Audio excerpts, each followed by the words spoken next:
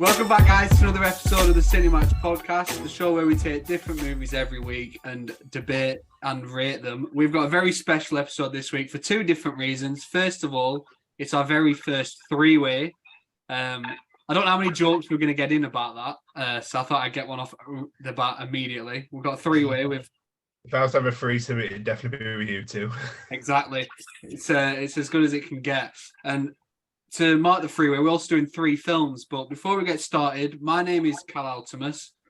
Joining me as he does every week is Mr. Nathan Sacklehanna, after our bollocks got up last week. This week. I even changed my initials on my Zoom thing just so that you won't forget. Yes, I can remember. And joining us for the very first time is one of the finest looking men I've ever seen. It's Mr. Josh Mason. First of all, Nathan, how are you in your what looks like Spider-Man pajamas? Does look like Spider-Man pajamas. I sleep in them all the time. I'm all right. Tired. I'm going to go off tangent already. I know you said we need to go through this one quick. It's going to take forever. I'm going to go off tangent. I've had a swelling in my ear for like 2 days, so like this ear is just dead muffled. That's it. Nothing worse. There is nothing worse. That's all I've got to say on the matter. Is it like when you have like water in your ear? Is that what it feels like? It's like that feeling just before your ear's about to pop, but it just won't pop, and I just want to fucking get a good yawning. No, tried everything. He's tried everything. Yeah, and joining us, as I said, for the first time is Josh. How are you, sir? Looking lovely with your spirals behind you. I know, look at that. I'm come straight out of the Spider-Verse to join you here. But now I'm good, yeah. It feels weird. Yeah, for the first time. We've got three movies, as you can probably guess from Nathan's shirt. I don't know what the fuck it is. Jimmy Jams. Yeah, we're doing Batman. Yeah, from Nathan's shit and Josh's comment then about the Spider-Verse. We're doing Spider-Man movies.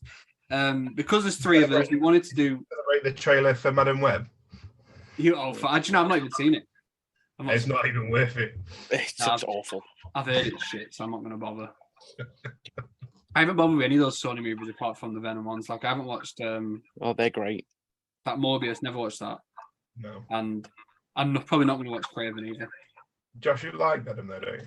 I love Venom. I love Venom so much. It's one of the greatest adaptations ever.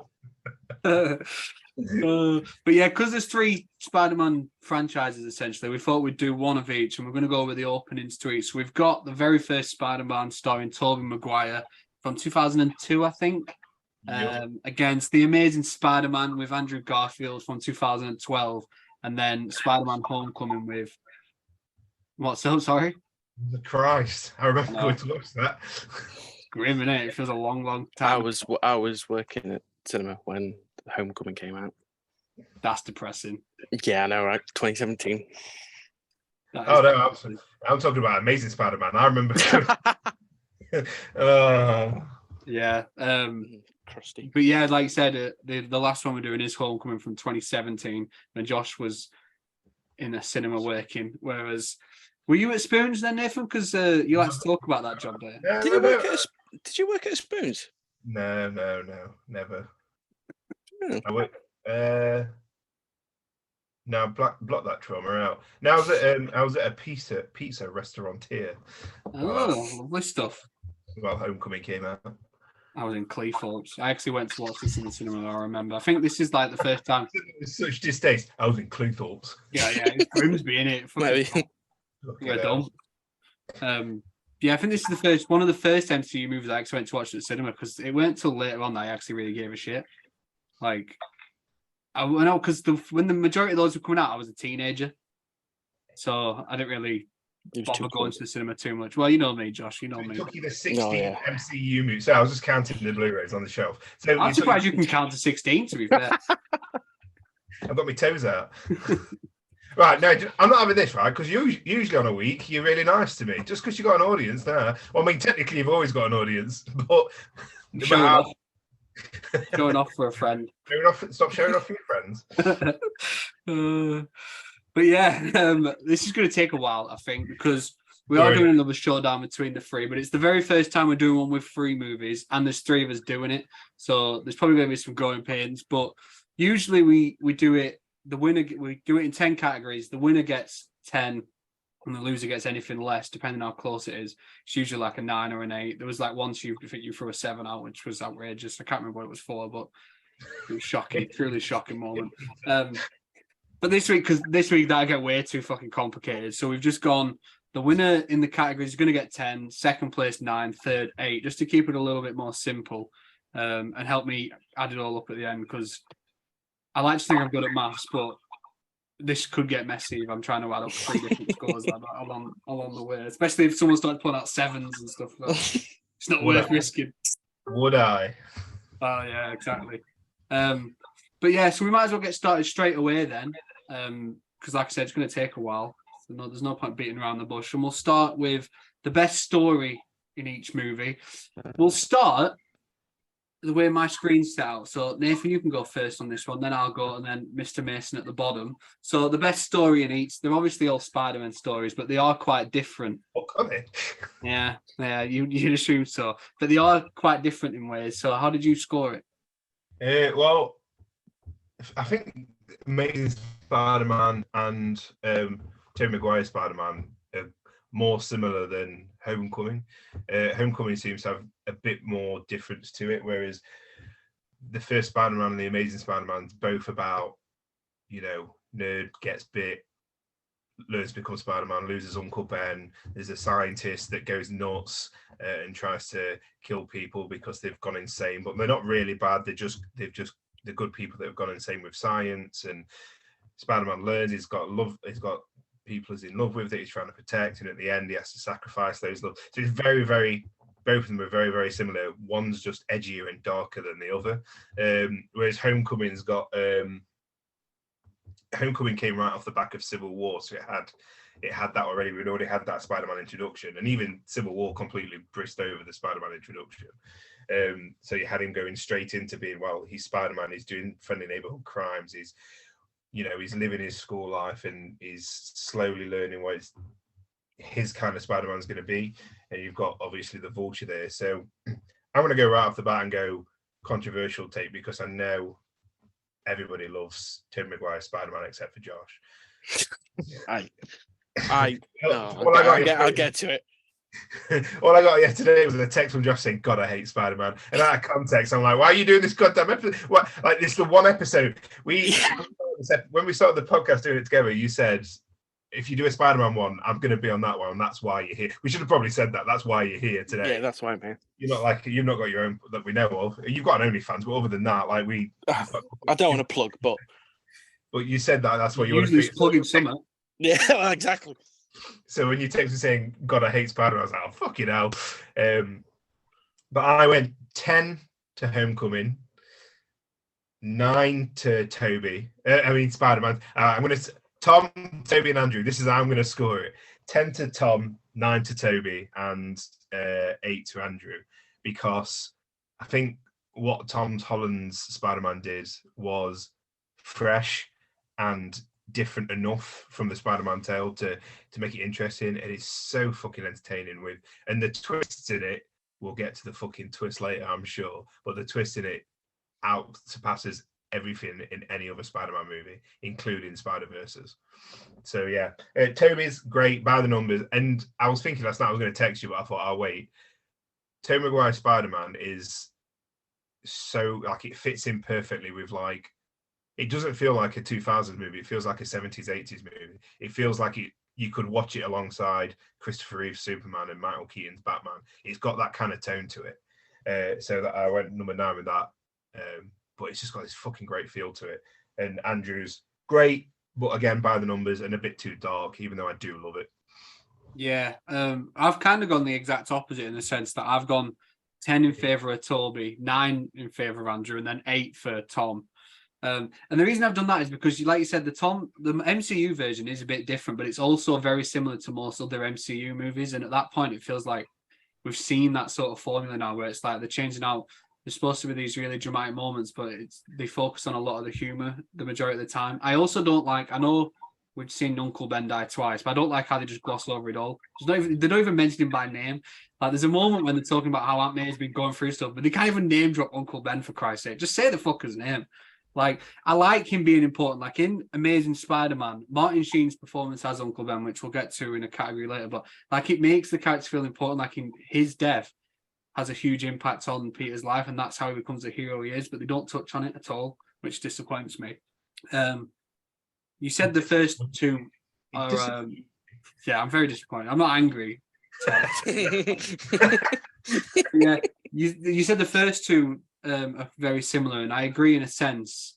But also the stuff with Peter's parents going missing on that, it doesn't really do it for me. Like I get it's a nice little change and stuff, but like I'm not interested in that at all. And what puts the first one, the Tobey Maguire one, at number one for me is it just seems to move at a faster pace. Like it's the pacing in Amazing Spider-Man feels really weird because it takes like an hour for him to even get the suit. Like it takes so long for him to be bit and for that whole thing to happen. Then it doesn't feel like we get as much time with him as Spider-Man, which is what we're supposed to be watching. Whereas talking on the openings, which we'll get to in a minute, the Tobey Maguire movie just gets immediately into it. Like the very opening scenes, he's already fucking turning, and I prefer that sort of pace, especially in a superhero movie. And like you said, it is a bit by the book, but as it's the first Spider-Man movie, it's kind of acceptable, I think. So I went with that. The Japanese Spider-Man movie from the. Oh yeah, I used to have that on video, VHS. One of the worst shit I've ever seen, but I had it on VHS. Josh, what did you do then? So, as I messaged you both last night, because I rewatched all of them last night, I do not like the first Spider-Man, Tobey Maguire Spider-Man. I just don't like it. And I know that's very controversial because I know a lot of people love it and people grow up with it, but I'm just not a fan of it. Having said that, and you kind of touched on anything, I didn't realise how similar Spider-Man and The Amazing Spider-Man was. I was actually watching them like pretty much back to back. And I'm not on two screens at the same time. Yeah, back to back. Like Minority Report on there, got all screens around. I didn't realize how similar they were in a lot of aspects. But I've rated it, so Homecoming 10. I think I like how they've skipped the start. It's like you know it all. You know what you're doing. You know how he gets his powers, how all that, and they get straight into it.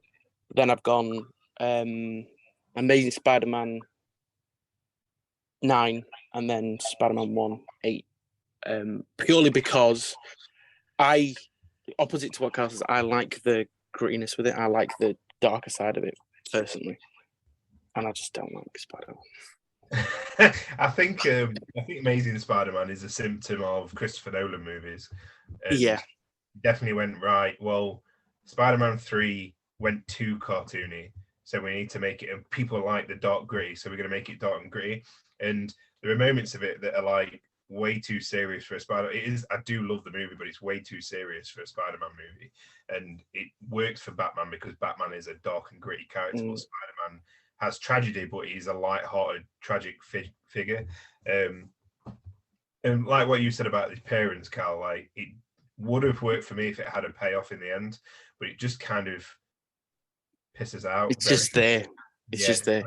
And it was obviously supposed to be followed up in the sequel. It never was, and then the third film never came. So I think it's great that we never had like the parents as part of the story for like the cartoons, the Ultimate Spider-Man comics in the 2000s, and the games, and the first Spider-Man movies. You never had the parents as being like some kind of story focus. So I quite like adding them in, adding that extra, because like his dad's last word to him is be good, and I think that kind of adds to Andrew Garfield's character. But yeah, it just doesn't live up to the first one, I don't, in my opinion. Sorry, Josh.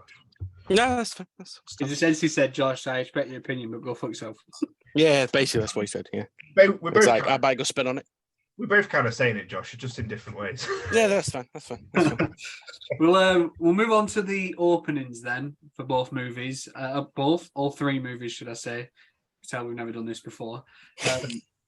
Again, very, very different. Did you say it? I said, I think I said all close to, but not quite the same. It's like we trademark phrase now. I'm keeping that. But yeah, they're all very, very different. the first Spider-Man again is very, very like traditional. It opens with the awesome credit sequence, which I love. I love like that whole opening. Oh, Josh still doesn't look impressed already. But I love the opening like credits to that, and then we get the voiceover from Tobey Maguire, and you get introduced to his version of Spider-Man, and it like almost immediately takes you into him becoming Spider-Man. You compare that to the Amazing Spider-Man, which we get that little, like we said a minute ago, that little backstory about his parents and how they had to disappear and stuff, and ultimately that's about all we get from them. And then in the MCU, we actually get a look at the villain at the beginning, which is different. We open up with Michael Keaton's Adrian Toomes, and then to move into it a little bit, we also get like Peter Parker's version of events from Civil War, the way he's filmed it. So it's very, very different. I'll go first this time then, and then Josh, you can go, and then we'll go back to Nathan. It'll be like a clock. We'll move around. Like a what? Clock. Clock. Did you see him perk up then, Josh? I saw him then. His ears were like, oh. Yeah, so that one, OnlyFans, as I said. Don't want to plug it, but yeah, so because it's so different, I went 10 in favor of the MCU because I love the fact that we immediately get introduced to the villain at the beginning instead, and we understand his motives right off the bat. And then it's also the stuff with Tom Holland, and we see that behind the scenes almost look of how he appeared at the fight in Civil War. So I went that at 10 because I just think it's different to anything we've seen before. And I know it's very MCU-like to introduce him in such a quirky way as they did, but I thought it worked. I went 9 in favor of The Amazing Spider-Man because it was different. And although they didn't really follow up on the parents, it catches you off guard and like at the beginning because no one expects to see that sort of thing. And the Tobey Maguire one, while I love that opening sequence, I think it's awesome. And I think the music's great as well. I think just the voiceover, to make voiceover work, it's got to be done really well. And too many films do it, and I just think this just feels lazy. Like I don't need to just show me who you are instead of telling me. And because of that, I went that 8. Josh, how did you go? So I've actually gone the same as you. I've gone Homecoming 10, Amazing Spider-Man 2. 9. It's how I've written it down. 9, and then Spider-Man 1, 8. I've done notes because I've been very prepared for all this. For you, that didn't show on camera because you just. I know it didn't. And I've gone, you've gone. Whatever. I've gone. You look like that meme when you was like. Yeah. What was I saying? Yeah, I took notes, and literally for Spider-Man 1, it takes 4 minutes to get to the first meme of that film, which is that I'm a science man, which I thought was funny. Also, in every, especially Amazing Spider-Man and Spider-Man, oh god, it's going to get so confusing. Toby and Andrew Garfield, they are both taking pictures constantly of the girl they fancy, and it's just a bit creepy. You know what I mean? They just constantly just got a camera on them. I'm like, come on now, guys, chill out a little bit.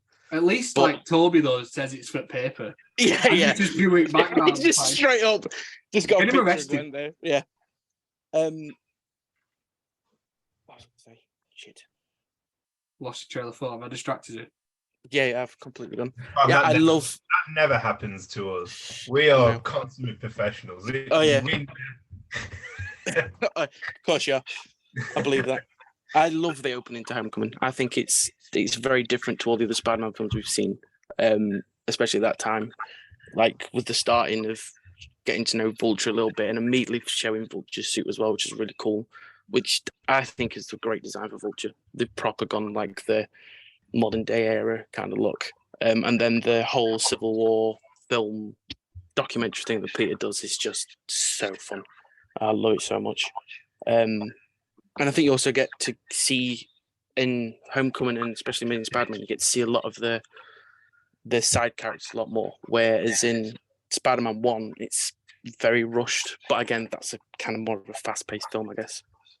Yeah, I do like with the MCU Homecoming opening, it kind of shows us like the aftermath of 2 different MCU movies. Like you get the 2012 The Avengers, and then you get Civil War as well. So it's like, the effects of those 2 directly lead into this, which is quite interesting. How did you go with it then, Nathan? I went exactly the same as you two. Hey, this is easy. Yeah, that's a good. and I can't believe neither of you have fucking mentioned it, but the MCU version does the classic Spider-Man theme tune Oh, of course. over Yeah. the Marvel Yeah. credit. And I mean, you both say that, you know, is taking photos of the girl that he likes, but Tom Holland is also taking videos as his secret identity, letting him like filming himself on camera. Like, what if he fucking drops his phone? Yeah. Mm. I actually touch on that on the first Spider-Man film. So this is my note I wrote down. Not so secret identity, because more points in that film, he just doesn't give a fuck about his secret identity. He just That's doesn't the case care. in all of them, though, which we'll touch on when we get Yeah. to Spider-Man. But they're all so blasé. Like, there's moments where they're just walking around in suits without like the mask. Yeah. Like, fuck me, you boys want to get caught. Yeah, but no, I think like the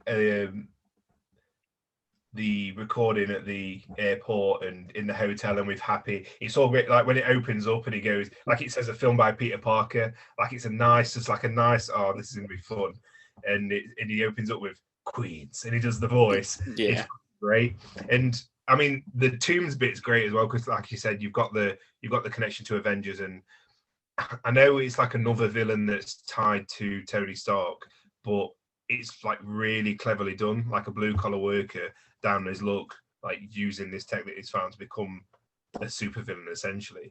The only downside is his daughter is literally the worst character in the film, because she draws a picture of the Battle of New York and leaves out Hawkeye. Like, what? How can you leave out the most important character Oh, yeah, sure. on your picture? You know? But That's everyone's mindset, though, isn't it? We all forget that bomb. everybody, Yeah. no, I thought you was all going to be. I thought you meant you was all pissed off that you missed Hawkeye. You didn't even notice you weren't on the picture. I can't lie. Motherfucker. I noticed in the cinema. I noticed on every rewatch, and I made a point to bring it up today. Andrew Garfield's. I like the inclusion of the parents. I really do. And the only thing about Andrew Garfield Spider-Man in the introduction, that he immediately show him off as too cool to be Peter Parker. We'll touch I on wrote that down. in a sec. But immediately, like, he's kind of too cool. He's too. Why's he got a skateboard? Hey, it's the 2000s, man. Well, Hey, 2012. this was 2010s, to be fair. Was it still Yeah. acceptable? yeah, It's like 10 years after I've I've on the big skater boy. We've got to let it go. It's a fair. When you're right, you're right. Yeah. And Toby's is just. I hate the one line I hate about the opening to Tobey Maguire's, and it's like any story worth telling, it's about a girl. No, I want to see about It's Spider-Man. not even close to being Yeah. Spider Girl. And not to give any spoilers, not fucking Kirsten Dunst. Yeah, it's got nothing to do. This is going to be interesting, actually, because he just said, because he's made it public how much he hates Kirsten Dunst, but he's also just said Liz is the worst thing about Homecoming.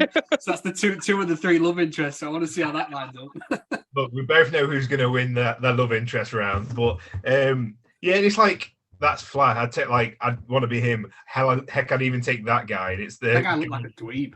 the guy in the donut, and it's like, oh, come on. I get it. It's supposed to be like the 60s type Spider-Man, and it just feels really.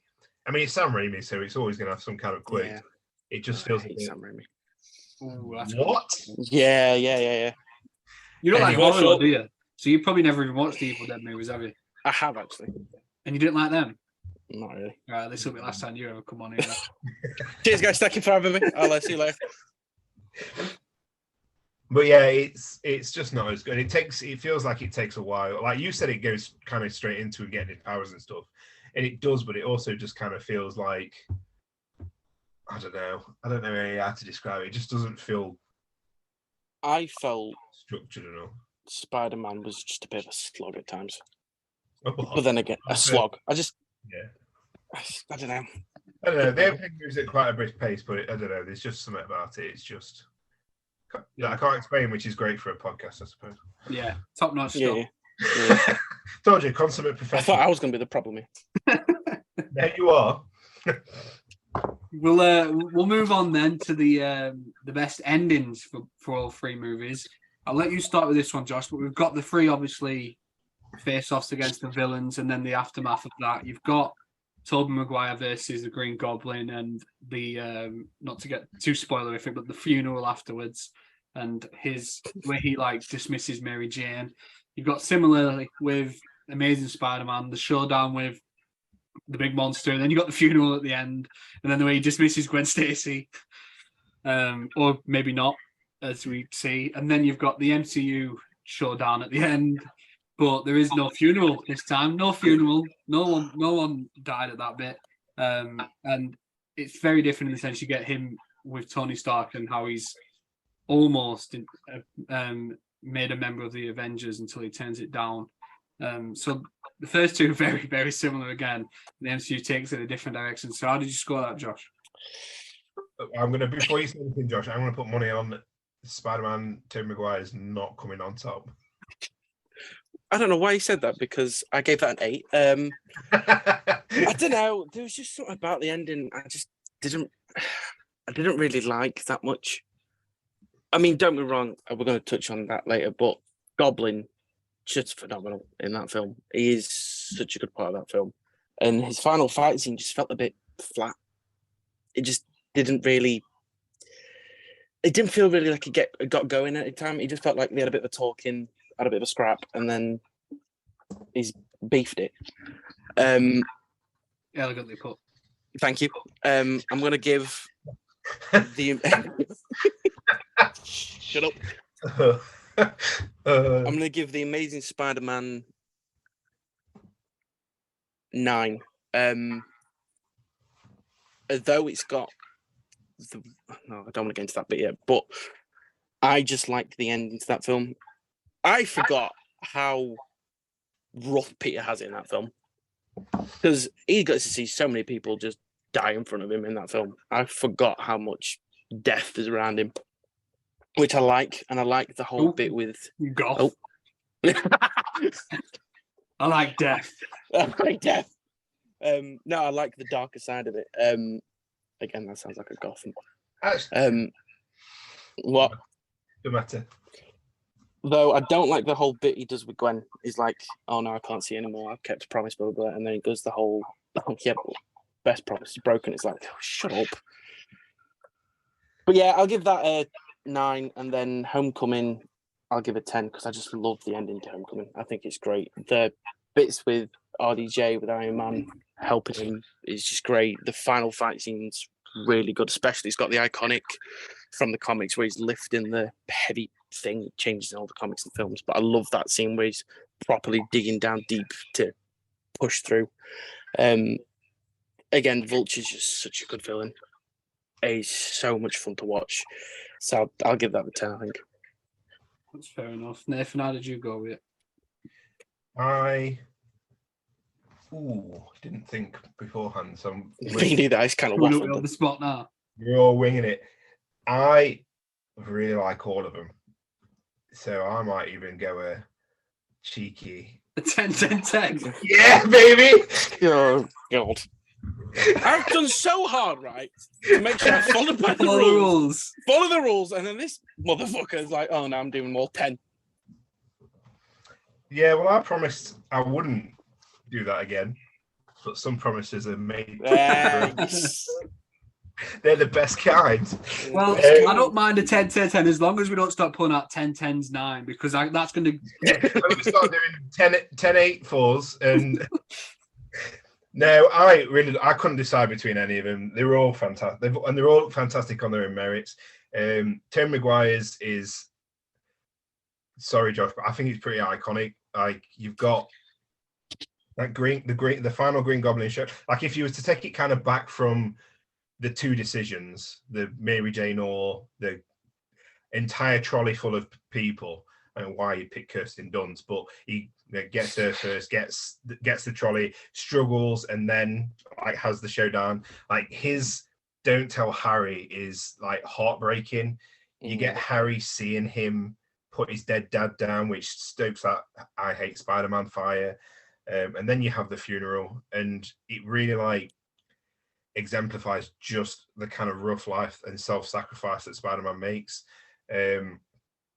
Kirsten Dunst, shit. Hate that Mary Jane, but that's the only part of it I don't like is her proclamation how much she loves him after not really paying him much attention throughout the whole film. This was his best mate. Yeah, but then the walking towards the camera, like, who am I? I'm Spider-Man. It's just it gets me in my balls every single time. And then in my balls. Next movie night then. Yeah.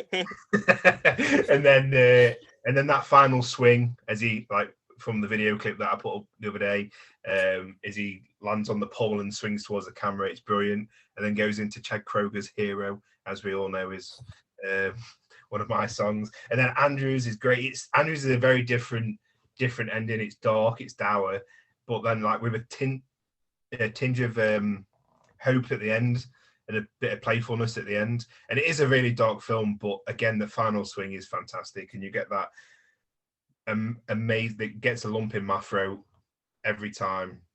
Emma Stone's performance when she's talking about how, like, even Flash turned up to the funeral, and it's so hard. Like, watching Andrew Garfield's, you've seen his heartbreak for the first time in his movie franchise. Good job we're not talking about Amazing Spider-Man 2, because that breaks hearts for many different reasons. And then MCU's, I love that line when he's like trying to pull Vulture down. He's like, I'm trying to save you. It's like the most Spider-Man thing out of all three of them. Is that he wasn't just trying to beat them, he's trying to save them as well. Mixed with the Tony Stark bits, mixed with, like, the hymns. And I kind of wish they'd gone with it a bit more in the sequels rather than going world-ending stuff every time. But, like, him kind of saying, no, I'm gonna be the low-level street crime Spider-Man. I'm not gonna be the big superhero like all the others. And then the great when Happy pulls out the ring. Fucking brilliant.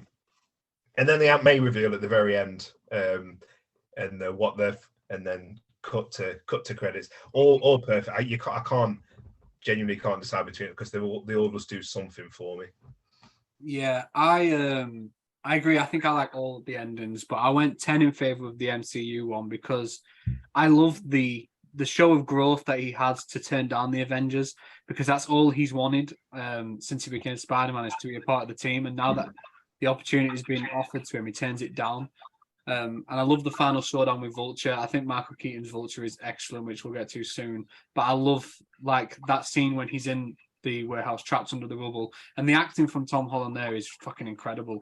Like, I love that scene. I love the ending with Aunt May, seeing him in the costume, which is just brilliant. I even love, like, the piss take post-credit scene with Captain America mocking you for sitting over. Yeah, that is good. Although it used to wind me up somewhat chronic. But yeah, 'cause I forgot you were at the cinema waiting. Yeah. So everyone's like, "Oh, is that it?" I'm like, "Yes, that's it. Now, please leave."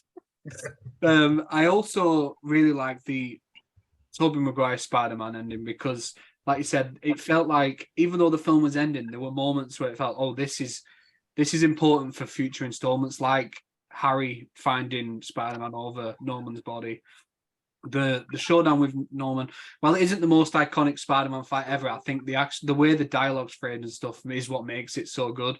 And just the way he accidentally impales himself, and that line, like you said, "Don't tell Harry," I think it's so great. Walking away from Mary Jane, which I'm going to get to with Amazing Spider-Man now. I quite like how he does that as a self-sacrifice, because while I like the Amazing Spider-Man ending, I don't like how, similarly to the open of the Tobey Maguire one, where we get the voiceover, it's like, oh yeah, if you didn't know, this is what this is. You get it explained to you. It's like they have to physically have Captain Stacy tell him to stay away from his daughter. Like, we can't put it two and two together and realize he's doing this to protect her. It's like, oh no, if you guys don't get it, he's doing this because he needs to protect her. It's like it's like dumbed down a little bit. And then also the fact that he goes back against it immediately, against a dying man's wish immediately, and then we know what the fuck happened because of that. It's like, Peter, lad, what are you fucking doing? What are you doing? It's the I had to write down my lines. Jesus, lad, her dad just died, and now you're going back on it. Yeah, immediately betrayed a dying man. Yeah. But the bit in, especially the ending for me in Spider-Man, when Gwen turns to him and goes, "He made you promise, didn't he?" Such a good little bit, such a good line. Yeah, but and then, I just feel like he should be allowed to make that decision himself. It shouldn't have been like a voice like telling him, "Don't go near my daughter" to save her. I always kind of saw it as an extra layer of the Peter Parker guilt. Like, Yeah. it's an extra added weight on his shoulders that this dying man, her dad, has added the weight of don't go near her. And then he obviously goes against that, and it has dire consequences down the line. I always kind of saw it as like the Parker look, like the extra shit that he's having to carry with him, the guilt, which I do quite like. One thing I didn't mention is the MJ like touching her lips and going, "Oh fuck, is that Spider-Man?" Like, I've kissed at least 3 people, and I've never been able to tell who someone is by how they kiss. You can't do a smoker, let me tell you. Well, yeah, it's You know who that is, Josh. Oh yeah, I always know when I'm kissing Josh. Oh, quickly touch on Homecoming. The mid-credit scene, so annoying looking back on it now, is because they literally have such a great character that they can use there in Scorpion, and they just don't do anything with it. Fantastic. He's in Better Call Saul. He's a fantastic actor. I wish I could. Oh, he's brilliant. Vass in Far Cry 3. Yeah, incredible. He's the fact that he was never used, and we'll probably get him in some kind of Sony verse. Sony movie instead is mad. Same with Vulture. The fact that Vulture is now in like the Morbius film, rather than in a Spider-Man sequel, always angered me. But how did you actually score that, Cal? Because you said 10 for Homecoming, then didn't say anything else. No, they're not. I went 9 in favour of Toby and 8 to The Amazing Spider-Man because, yeah, like I said, it just feels a bit more tacked on and dumbed down for me. And again, it goes against a dying man's wish immediately, which isn't very superhero-like, got to be honest. Although, the scene when he first returns home and he gives Aunt May the eggs, I like that. I like that a lot. Yeah. I love the fact that Aunt May clearly knows who he is throughout those 2 movies. Yeah. But she just doesn't talk to him about it. It's kind of like... that's what it's like in the PS4 Spider-Man one, isn't it? She kind of always knows. She knows, yeah. But she never says anything. And I've always liked that about... We'll get to it in the supporting cast, but I've always liked that about Sally Fields Aunt May. Like, you can tell there's an underlying understanding, and she doesn't care. She just loves him, so she just grabs him and loves him back. Yeah. I've forgotten. At the end of Amazing Spider-Man, is that when? Yeah. Sorry. Yeah. At the end of Amazing Spider-Man, is that when he fully listens to Ben's message? Which I really like that bit. I thought it was. That's a nice touch. That's why it's nice that they really big up, because I feel like that's the one where they really big up Uncle Ben the most. Like the first one obviously has the iconic line, "With great power comes great responsibility." Oh, I've got to talk about that on supporting cast. Like that's good, and I like. But I think Martin Sheen's Uncle Ben felt like the most impactful, and it felt like his influence on Peter was the biggest, especially compared to the MCU. It was just like fuck Uncle Ben. Oh yeah, he's not there. But we'll get to that soon. But yeah, we'll move on then to the best Spider-Man. Yeah, let's move on then. The best Spider-Man in any of the franchises. This one should be interesting, although I have a sneaky feeling we're going to all end up going the same way. Are we going strictly just Spider-Man, or are we going as Spider-Man and Peter? I feel like strictly we have to incorporate Peter Parker because we don't have a Peter Parker category, which well, that was the problem. Like, there's so many categories we could have done for this that we've not done. Like, we could have had best Spider-Man and best Peter Parker. We could have had best Aunt May. Aunt May's falling into. Yeah, we could have had best Uncle Ben. Fucking he gets a 0. Homecoming. Best soundtrack. Could have best. There was loads we could have done, but we only have 10. So we've had to just kind of pair these together. So the best Spider-Man, you can kind of incorporate Peter into it as well, if you want. Doesn't change, man. No sneaky rule breaking like me. You've got to include just these 3 movies. You can't be like, I love him in Amazing Spider-Man 2. Just these 3 movies. Yeah. I'll go first on this one then. I went 10 in favour of Andrew Garfield, 9 in favour of Tom Holland, and 8 for Tobey Maguire. Because I know Tobey's obviously the most iconic Spider-Man that a lot of people grew up with, and because of that, he seems to be everyone's favourite. But I actually think he's probably the worst for me. And it's not like a disrespect on Tobey Maguire himself, but I think the other 2 are just better actors as well. Like when they're given a chance to show it, I think they are both better. Andrew Garfield in anything is the highlight. Like, no matter what he's in, he's the highlight, and we get to see that numerous times in this film. Like the stuff when Uncle Ben dies, the argument with Uncle Ben when he talks about his dad, the stuff with Captain Stacy. I think he's just an exceptional actor. I think he's brilliant, and I love his Spider-Man. I love the way he cracks the jokes while he's in the suit, and I love the way this is. Like we said, they're all a bit blasé with the identity, but I love when he takes the mask off to calm the child down. He's like, "See, I'm just a normal person." It's little touches like that which I think make Spider-Man such an important character and one of my favorite superheroes, and I love stuff like that. So yeah, I had him number one. I had Tom Holland too because while it was very different and we didn't get the backstory that we're traditionally used to getting, I think he makes that character his own immediately, and he feels like a kid. The issue with the other two, and Toby's not too bad later because they immediately age him up in that film. Like it starts in high school, but we must span there's quite a time difference between the opening of that film and the end. Like they do the whole adulthood as well. Whereas Andrew is supposed to be a high schooler all the way through, and that guy's like 30 years old. 5 o'clock shadow at the very end. Yeah. I noticed when he's like, when it was quite distracting because it's the first time I've ever really noticed it when Gwen Stacy's having a breakdown at the end of the film after her dad died, and Andrew Garfield's like stood there like trying not to cry. He's got like a 5 o'clock shadow.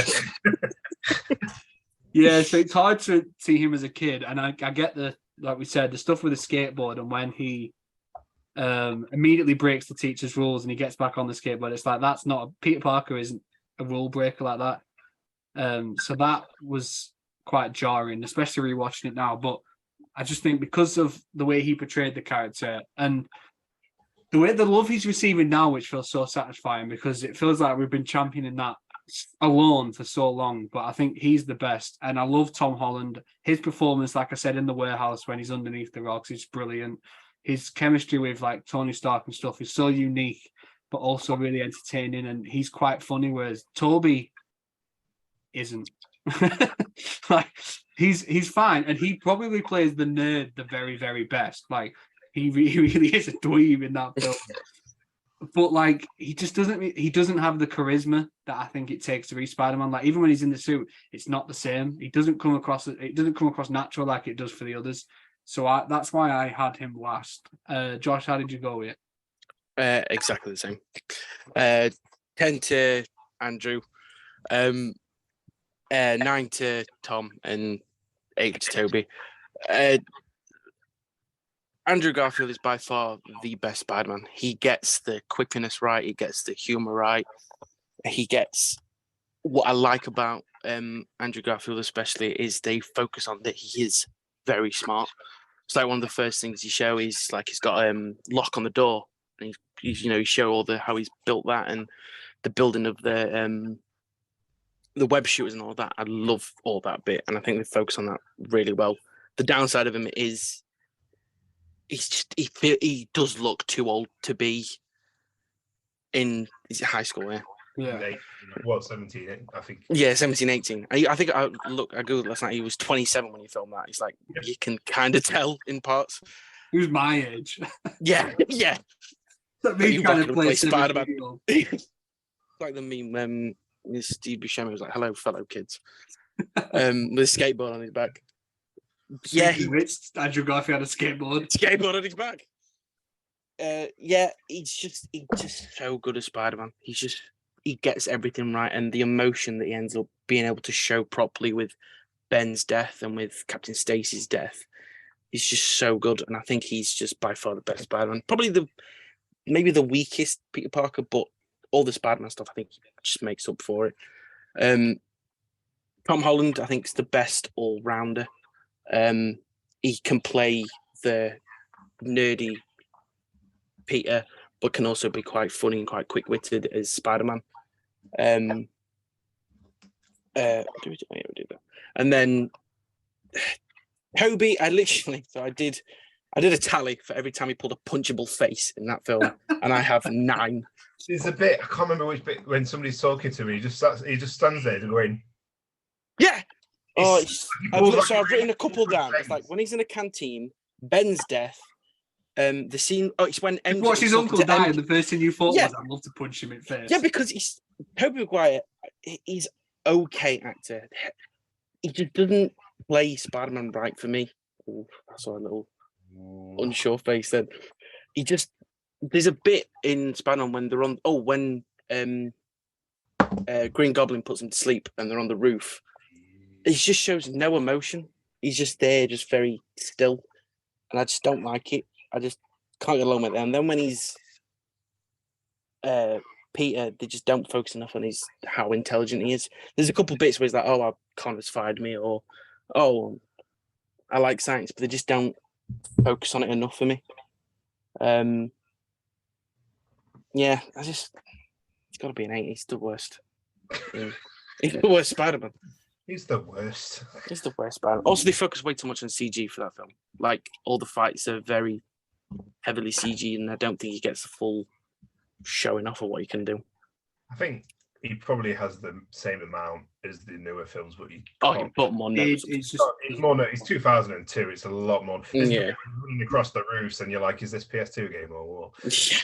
In fact, I think on the special features of the Spider-Man 1 DVD that I had as a kid, there was like bloopers, and it had that scene where he's running across the roof, but like there was like coins in front of him, and he was collecting them as he was running. Fucking weird. Andrew's my favorite Spider-Man, but I went 10 to Tom, 9 to and 8 to Toby. And Andrew Garfield, I felt like I had to say Andrew Garfield is my favorite Spider-Man. And it feels almost sickening to say, but it's because of Amazing Spider-Man 2 and not Amazing Spider-Man 1 that he's my favorite Spider-Man, which is fucking weird to say, but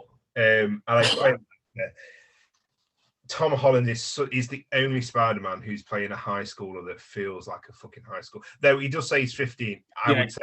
Yeah.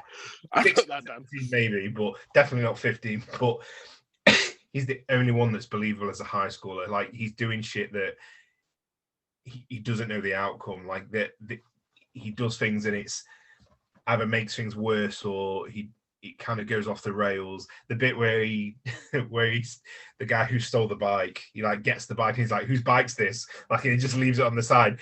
If this isn't your bike, please don't steal it. Please don't steal it. You know, he just plays it all. Like, he's got the emotional moments, like when he's crushed, and the bit when he loses the suit and he's talking to Aunt May and he's telling her like he lost the internship. Obviously that's a lie, but and the begging to Tony Stark and the realization at the end, and he's funny. He's so, like, again in that little montage when they're like, "Hey, Spider-Man, do a flip." It's like the exact kind of thing that would happen in real life, and he's so believably young. Like, when they're in class and he's doing the push-ups, not the push-ups, the curls, and he's doing too well, and as soon as he says "looking good, Peter," he starts to struggle a bit, and like being awkward at a party. That bit when he sat on the roof looking down at the party and he's like, "Hey, has anybody seen my buddy Peter?" And he was just here, and all that kind of bit. It's just, I think he does it all. Unlike with you said, Cal, with the story, they replace serious moments with jokey moments. I think that's what makes Spider-Man in the comics, in the TV shows and the cartoons, the games. It's the humor of Spider-Man as well as the tragedy. And I think whilst the other two show that he's got more tragedy, I feel like this one just kind of not lives it as much, but deals with it a little bit more in a fun way. So yeah, Toby is such a dork, and he's like I said, that film is great. It stands up against, I think it is up there with like 1970s Superman and Keaton's Batman. It is really that good, and that's what part of the reason is his performance feels like an old performance. It feels like a performance from that era, but he definitely looks and acts like he lives at home with an aunt who's in her 80s, who's a dork, who thinks that buying a $2 or $3 grand car is going to be the same as Flash pulling up in the fanciest car. And sorry, real quickly, something that really pissed me off. No, I'm cutting you off real quick. So he's looking at a 911. He's like, "I want to buy that," or something like that. And then when he does something I hate about Sam Raimi films, all the flashing things that go in front of him, they show a car and an MJ like on it. It's a completely different car to what he's actually wanting to buy. Really annoyed me. Continue. But he has his moments, like the bit when he's like, I have to beat an old lady with a stick to get his cranberries, and he's Tobey Maguire plays the Stan Lee era of Spider-Man comics perfectly. But I don't like the Stan Lee era of Spider-Man comics because they're dead fucking dorky. So Andrew, let's get to the big one. I agree with everything you both said. He's perfect in every way, but the humor side of there's a knife bit, and it's like, no, not knives, my one weakness. It's fucking brilliant. That whole car scene is great. Yeah, but again, he comes off as quite mean in the first film, so he's still got the humor, but he does come off as quite mean when he's first being Spider-Man. And there's that shot in that car bit when like the camera zooms on and his head's tilting, and it's actually quite intimidating rather than like what Spider-Man. He's very Batman rather than Spider-Man. Yeah, it's almost like a horror the way like the guy looks and he's not there and he's looking around and he's disappearing. Yeah, it's strange. And then, but in Amazing Spider-Man 2, he's up until the tragic end, everything about him is fun. Everything about him is fun, like when he puts on the fire hat and all that kind of stuff. When he like speaks to Max and he's like, "You're my hero, Max," or whatever. Like everything about Amazing Spider-Man 2, Peter Parker / Spider-Man, is perfect. The film's not, but and that's why I love him more. In the first one, he's just too dark for me, but still better than Toby. So yeah, that's why I went 10 to Tom, 9 to Andrew, and 8 to Toby. Poor Tim Maguire's getting shat on. I know the thing is, I don't think he's a bad actor. No, I think I don't. his performance, to be honest, his performance in Babylon I thought was really good. His performance in Tropic Thunder as the monk. I think the problem with... I'm sorry. No, go on then. I think the problem with Toby is Spider-Man is he plays both of them, both Spider-Man and Peter, very similar. And I think that's kind of his problem, is when Peter puts the suit on, it is like his alter ego. He lets himself out more, whereas when Toby's playing him, they just seem very similar. Also, Spider-Man's homophobic. Yeah, he is. Yeah. Yeah, he is. My guy, which we'll talk about soon, one of the goats. One last thing I don't like particularly about Tom Holland's Spider-Man is how unindependent he is. Like, he's always trying to get help. Like, he's always on phone. He won't leave fucking Happy Hogan alone, for Christ's sake. And he's always turning to Iron Man. He's even got Ned in the chair helping. Like, Spider-Man has traditionally always been kind of like on his own, really. Yeah, that's what I quite like about him, because as a 15-year-old, if that's what he's supposed to be, that's exactly your 15-year-old. If he was a 15-year-old that got picked up by Iron Man, the biggest superhero in the world, and then given a suit, like, I wouldn't leave him alone either. It'd be like me chasing my boss around constantly because he has to fix my problems, which I do. So, and I'm 34. So I 100% fully believe that if Iron Man gave you this support network, that you'd 100% constantly be trying to be like best friends with the biggest superhero in the world. Yeah. I like that. Yeah. Anyway. Yeah, we'll touch on the villains now then, because all three have got very different villains. I like that they're not all the same. There's very rare Spider-Man villains that have been used more than once in any of these franchises, I think. There's Harry Osborn as like the second Green Goblin, but is there anyone else that's been used more than once? No way home. No, we're not counting No Way. Not the same actors playing. I don't think so. I think you got Green Goblin in Amazing Spider-Man 2, but I wouldn't even count that because he's not really. Well, he is Green Goblin, but it's Harry Osborn's Green Goblin in it. Yeah, so you get you get him at the end of Spider-Man 3 as well. Yeah, you've got two for that character twice, but anyone else I think only gets done once, which is quite impressive considering how like iconic some of these guys are. So you've got obviously Green Goblin in Tobey Maguire's Spider-Man. You've got Dr. Kirk Connors as the Lizard in The Amazing Spider-Man, and then you've got Adrian Toomes as Vulture in Homecoming. So they're all great performances, all great actors. Willem Dafoe. Is it Reese? How do you pronounce his last name? Ifans, yeah. And then you've got Michael Keaton as well. So how did you score that, Josh? So when I was watching as I said, I watched Spider-Man and then I watched The Amazing Spider-Man straight afterwards. There's a lot of similarities in how they portray Green Goblin and Lizard. Like when they're in the sewers with Lizard, he's talking to himself and it's very Green Goblin-esque. And I just don't really like the design of Lizard all that much. I think it just, at times it looks good, other times it just doesn't. So for me, I've gone 10 to Goblin, and then I've gone 9 to Vulture and 8 to Lizard.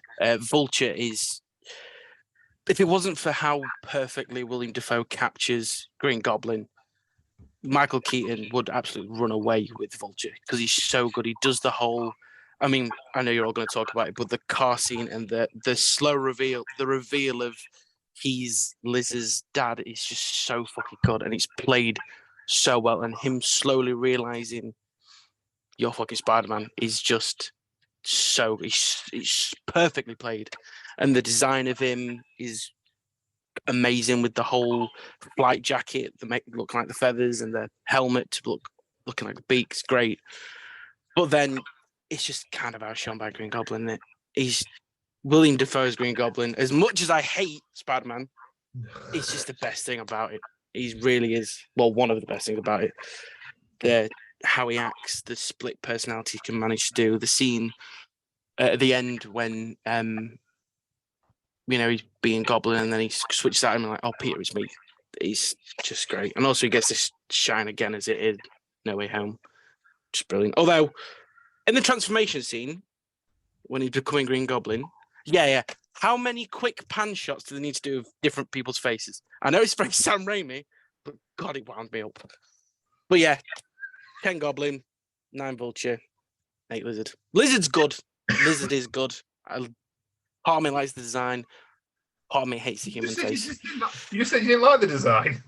Part of me likes the design. I like how big he is and the look of him until it gets to the face, and then it ruins it. Yeah, the face ruins it. So, although Connors is a great character, played really well. Although his plan's stupid. Let's face it, his evil plan's stupid because he's turned himself into a big lizard. He feels self-conscious, so he wants to turn everyone else into a big lizard. Yeah. On that note, I'm done. Have you never wanted everybody else to be a big lizard? We've No. all felt it at some point. Yeah, that's all I would say on that. I do think all of them are played very well, but just certain points just kind of weaken each one. fair enough. How have you got it then, Nathan? I went 10 for, as Tobey Maguire calls him, Gobby. Gobby, yeah, that was funny. 10 for Green Goblin. It's like a standout, not just in this movie, it's a standout villain performance in every superhero movie. Like if you was to bring up, you've got, I think people talked about his Green Goblin the same way people talk about Heath Ledger's Joker. Like it's just the perfect cast, and he's so believable as just a regular businessman at the beginning, and as soon as he starts going insane, that's the bit where he's talking to himself in the mirror and his face changes. It's like he turns into a fucking different person. His face changes that much. Like it goes from being like soft and like worried to like being really angular and clown-like and evil. It's so fucking good. The only part of Green Goblin I don't like is, as everybody else has described it ever throughout history of time, is the Power Ranger costume. Don't like that. But the eyes keep flicking up. Or having like little holes in them. Yeah. Like because it wasn't going to be that high def in the past, so you shouldn't have been able to see him, but now we can. Yeah. Outside of but the costume design doesn't take away anything from his performance, and he's the only one without a plan as well. I've kind of noticed. Yeah. Watching, like the plan for Toombs is to steal a load of shit. The plan for the Lizard is to turn everybody into lizards. Obviously, why else? The only plan that makes sense, isn't it? Whereas Goblin's plan is just, I woke up, I've done some shit. Fuck shit up. Now let's just take out Spider. There's other than like, it's the Goblin kind of makes Norman's life better, but Norman doesn't know about it and doesn't want it. And the only kind of thing that he wants to do for whatever reason, I can't remember, is to destroy Spider-Man. and I think that's just because he won't. It's just because he won't join him, really. Yeah. You just got shut. He got ghosted. Bitter. He got jealous, and he was just took it out on him, and then but it all comes down to the performance, and nothing will beat Willem Dafoe's performance in Green Goblin. Like I said, Don't Tell Harry, the screaming when he's dressed up as an old lady in the burning building. It's so ridiculous, but he's so In good. the outfit at the same time. Yeah.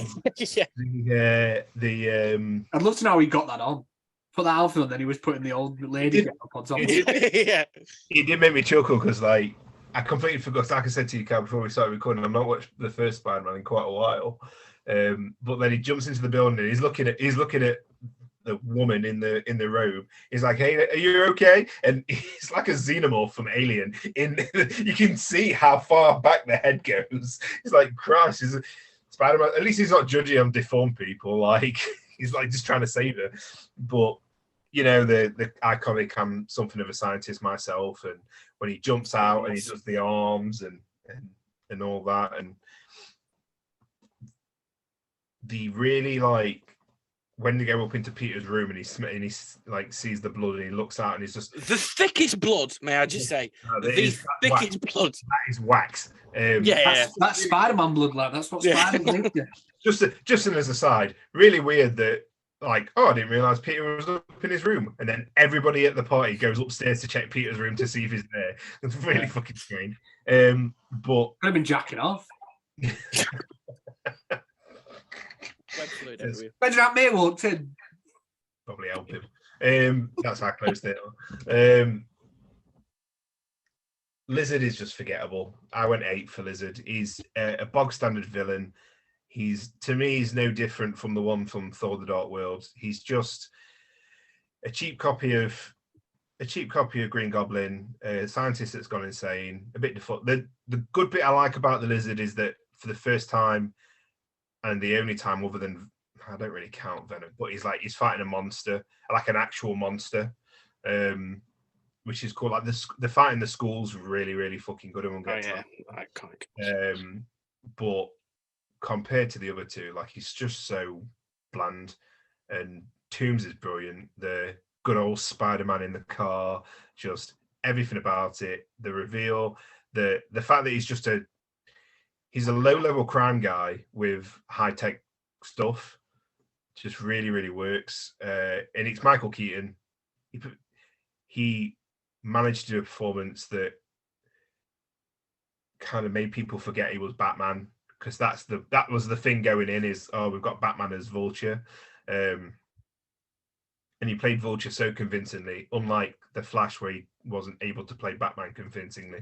Not when he's like a hobo in the bottom of the fucking basement. And he's got flip-flops on. To slip it in. But that doing anything to protect, I'll do anything to protect my family, even kill a fucking 15-year-old kid. Like, it's really, really good. So yeah, that's how I scored it. Yeah, I went 10 to Green Goblin as well, because like you said, it is iconic.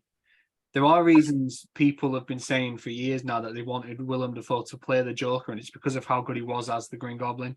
And correct me if I'm wrong, but I can't remember too many times before this where there was a villain that played like the split personality, and especially in a comic book where they were trying to be good, but they'd switched like that, and they had to play 2 very different versions of the same character just on the flick of a switch. And he did it so fucking well. Like I said, the scene in front of the mirror when he's just talking to himself, it's so good. And while the suit isn't the best, I think his performance makes up for it, and like the stuff at the end is really good. When he's turning on the charm as Norman, I think it's great. Like when he goes around for Thanksgiving, he's talking to Aunt May and stuff. I think it all works really well. I don't like the design of the Lizard either. I think it's the face. Like the face is way too cartoony. Like it's not intimidating in the slightest. And it doesn't feel like the terrifying monster it probably should. And again, that plan is stupid as fuck. But it's so dumb. I do like that you can sympathize with him in a sense that he was just trying to fix himself and it's gone wrong. Whereas Norman was obviously just pissing about with technology. I feel like if each fight, so the bridge and then the school and then the final battle. I feel like if the lizard, because he talked about evolving, I feel like if he looked different and grown more and more into like the lizard every time, kind of like the recent game, like he just every time you fought him, he got bigger and more lizard like. Like if in the final fight he finally had like the snout and he was big and fucking gnarly, it would have been better. But I feel like they wanted to keep the human features so you could, like you say, sympathize with him. Yeah, it feels that way. But it's too cowardly. I think it's taking the easy route. Like he should have looked terrifying. It would have felt like a bigger threat. Yeah, that's Sony. We're not getting your sponsorships. We're calling you cowards. Well, pussy holes, that's what they are. You can't. As my guy Kincaid said, little burnt faced pussy holes. Oh God. But yeah, I also went 9 for Vulture. So I think we all had the same scores across the board because I love Michael Keaton's performance. I love that he's a family man just doing what he feels is necessary. I love the shock reveal that it's Lizzie's dad. I remember watching that in the cinema for the first time and actually gasping because it's weird because you just don't, there's no foreshadowing for it, apart from the mention of his kid at the beginning. But I don't even think they mention a gender. They just say his kid. No. That's it. You don't think at all. So when he opens the door, your first thought is shit, he's found him. And it's like, oh no, wait, it's his house. And then you get that really weird dynamic where he's the loving husband joking around with his wife.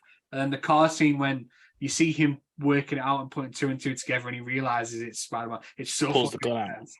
It is so intense, but it's great acting. It is so good. I love the confidence that he thinks he's figured it out that quickly that the first thing he does is pull a gun on a 15-year-old. Yeah. And I love that he's like, he doesn't even mention it. He's like, does Lizzie know? And he's like, no, what? It's like, then she doesn't. Good. It's like, that could have been any kid could be like, fucking know what? What's going on? Yeah. Like that I took fucking Betty out last week. Yeah, I was like, put the gun down. Yeah. The other good thing about Homecoming is how many other villains they either show off or talk about. Obviously, you have going into a bit of supporting cast, but you obviously have Donald Glover hinting at Prowler. Yeah, Shocker. He was another character that showed, and also the Tinkerer they show off as well. Which how he gets his Scorpion at the end as well. Scorpion at the end, yeah. There's a lot of things that kid like peas and obviously do nothing fuck all with. Like the Tinkerer shows off how he gets the purple outline that's quite synonymous with him. It's from the Chari? I can't remember what the alien's called in Avengers. Oh, yeah. I know what you mean. Yeah. Their tech is all purple and everything. That's how he gets his. I just like how many they do show off.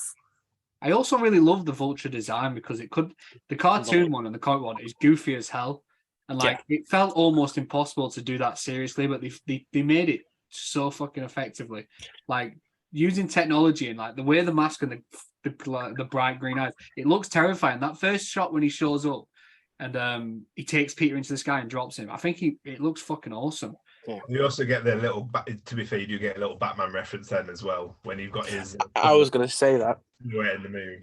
Yeah, with the moon. It's good. He's good. But yeah, Willem Dafoe is iconic. So yeah, I went 10. MCU do a really good job of making.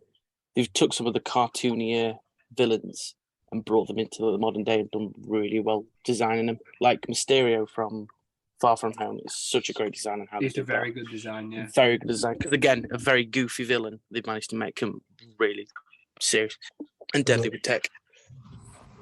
Yeah, I agree. There is something that they've criticised a lot about, like MCU villains being disappointing. But I think for Spider-Man, for the most part, they've got it bang on each time.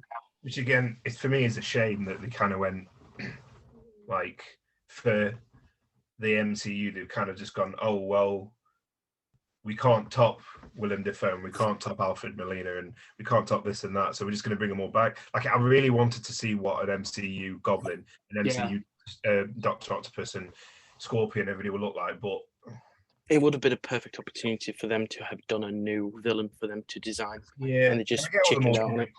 They're tying into all the story, and they wanted to like cash in on like the Spider-Verse stuff as well, and all that kind of stuff. It's such a disappointing route for Tom Holland's Spider-Man to go, especially the villains is what upset me the most, is because I really just wanted to see what they would have done differently to make their Goblin, and they, I wanted to see Vulture kind of lead the Sinister Six because he could probably do it. Yeah. And have that follow up, but oh well, we live in the too much nostalgia baiting with No Way Home, I think. Yeah, like it would have been nice if somehow Tom didn't learn the secret, like the identities of the villains. So when you could do a Green Goblin down the line, and he doesn't automatically know it's Norman Osborn, so he can't go immediately to it. Like it would have, if he'd be like, "Oh, I've seen something like this before, but it's a different design, it's a different person playing it." It would have been nice, but yeah, because he knows who Norman is, it does feel like we're not going to get those villains, which is a shame because Doc Ock and Green Goblin are his most iconic, so it does feel bizarre we're not getting them. Yeah, and it feels like the tension between Sony and Marvel means we're probably never going to get it like an actual street level Spider-Man either. Like it'd be really good if you could have like him finally meeting Norman Osborn and him trying to do everything he can to put him on the right, like to avoid it, but then inadvertently still like he would Starts it. But like I just don't think we're going to get anything clever like that. Instead, we're going to get Tom Holland sucked into Madam Web's universe and fighting Craven and Morbius. It's Morbid time. Kurt Connors doesn't die at the end of being Spider-Man, doesn't he? No, I guess I didn't think he did. The after credit scenes in the he's in the prison, isn't he? And gets shadowy man. Yeah. So because they talk only, about only Toby kills.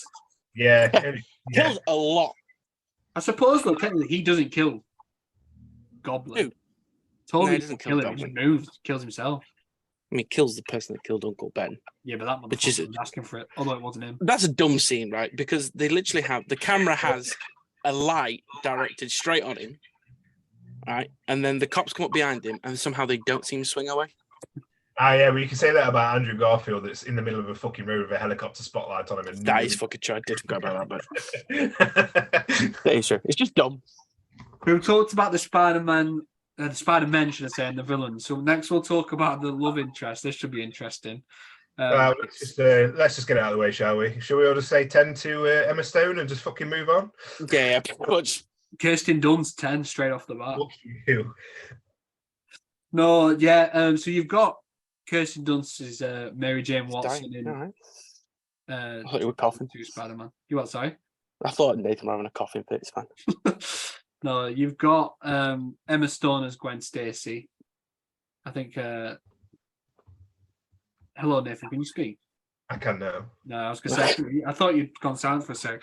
And then you've got Liz, who is just.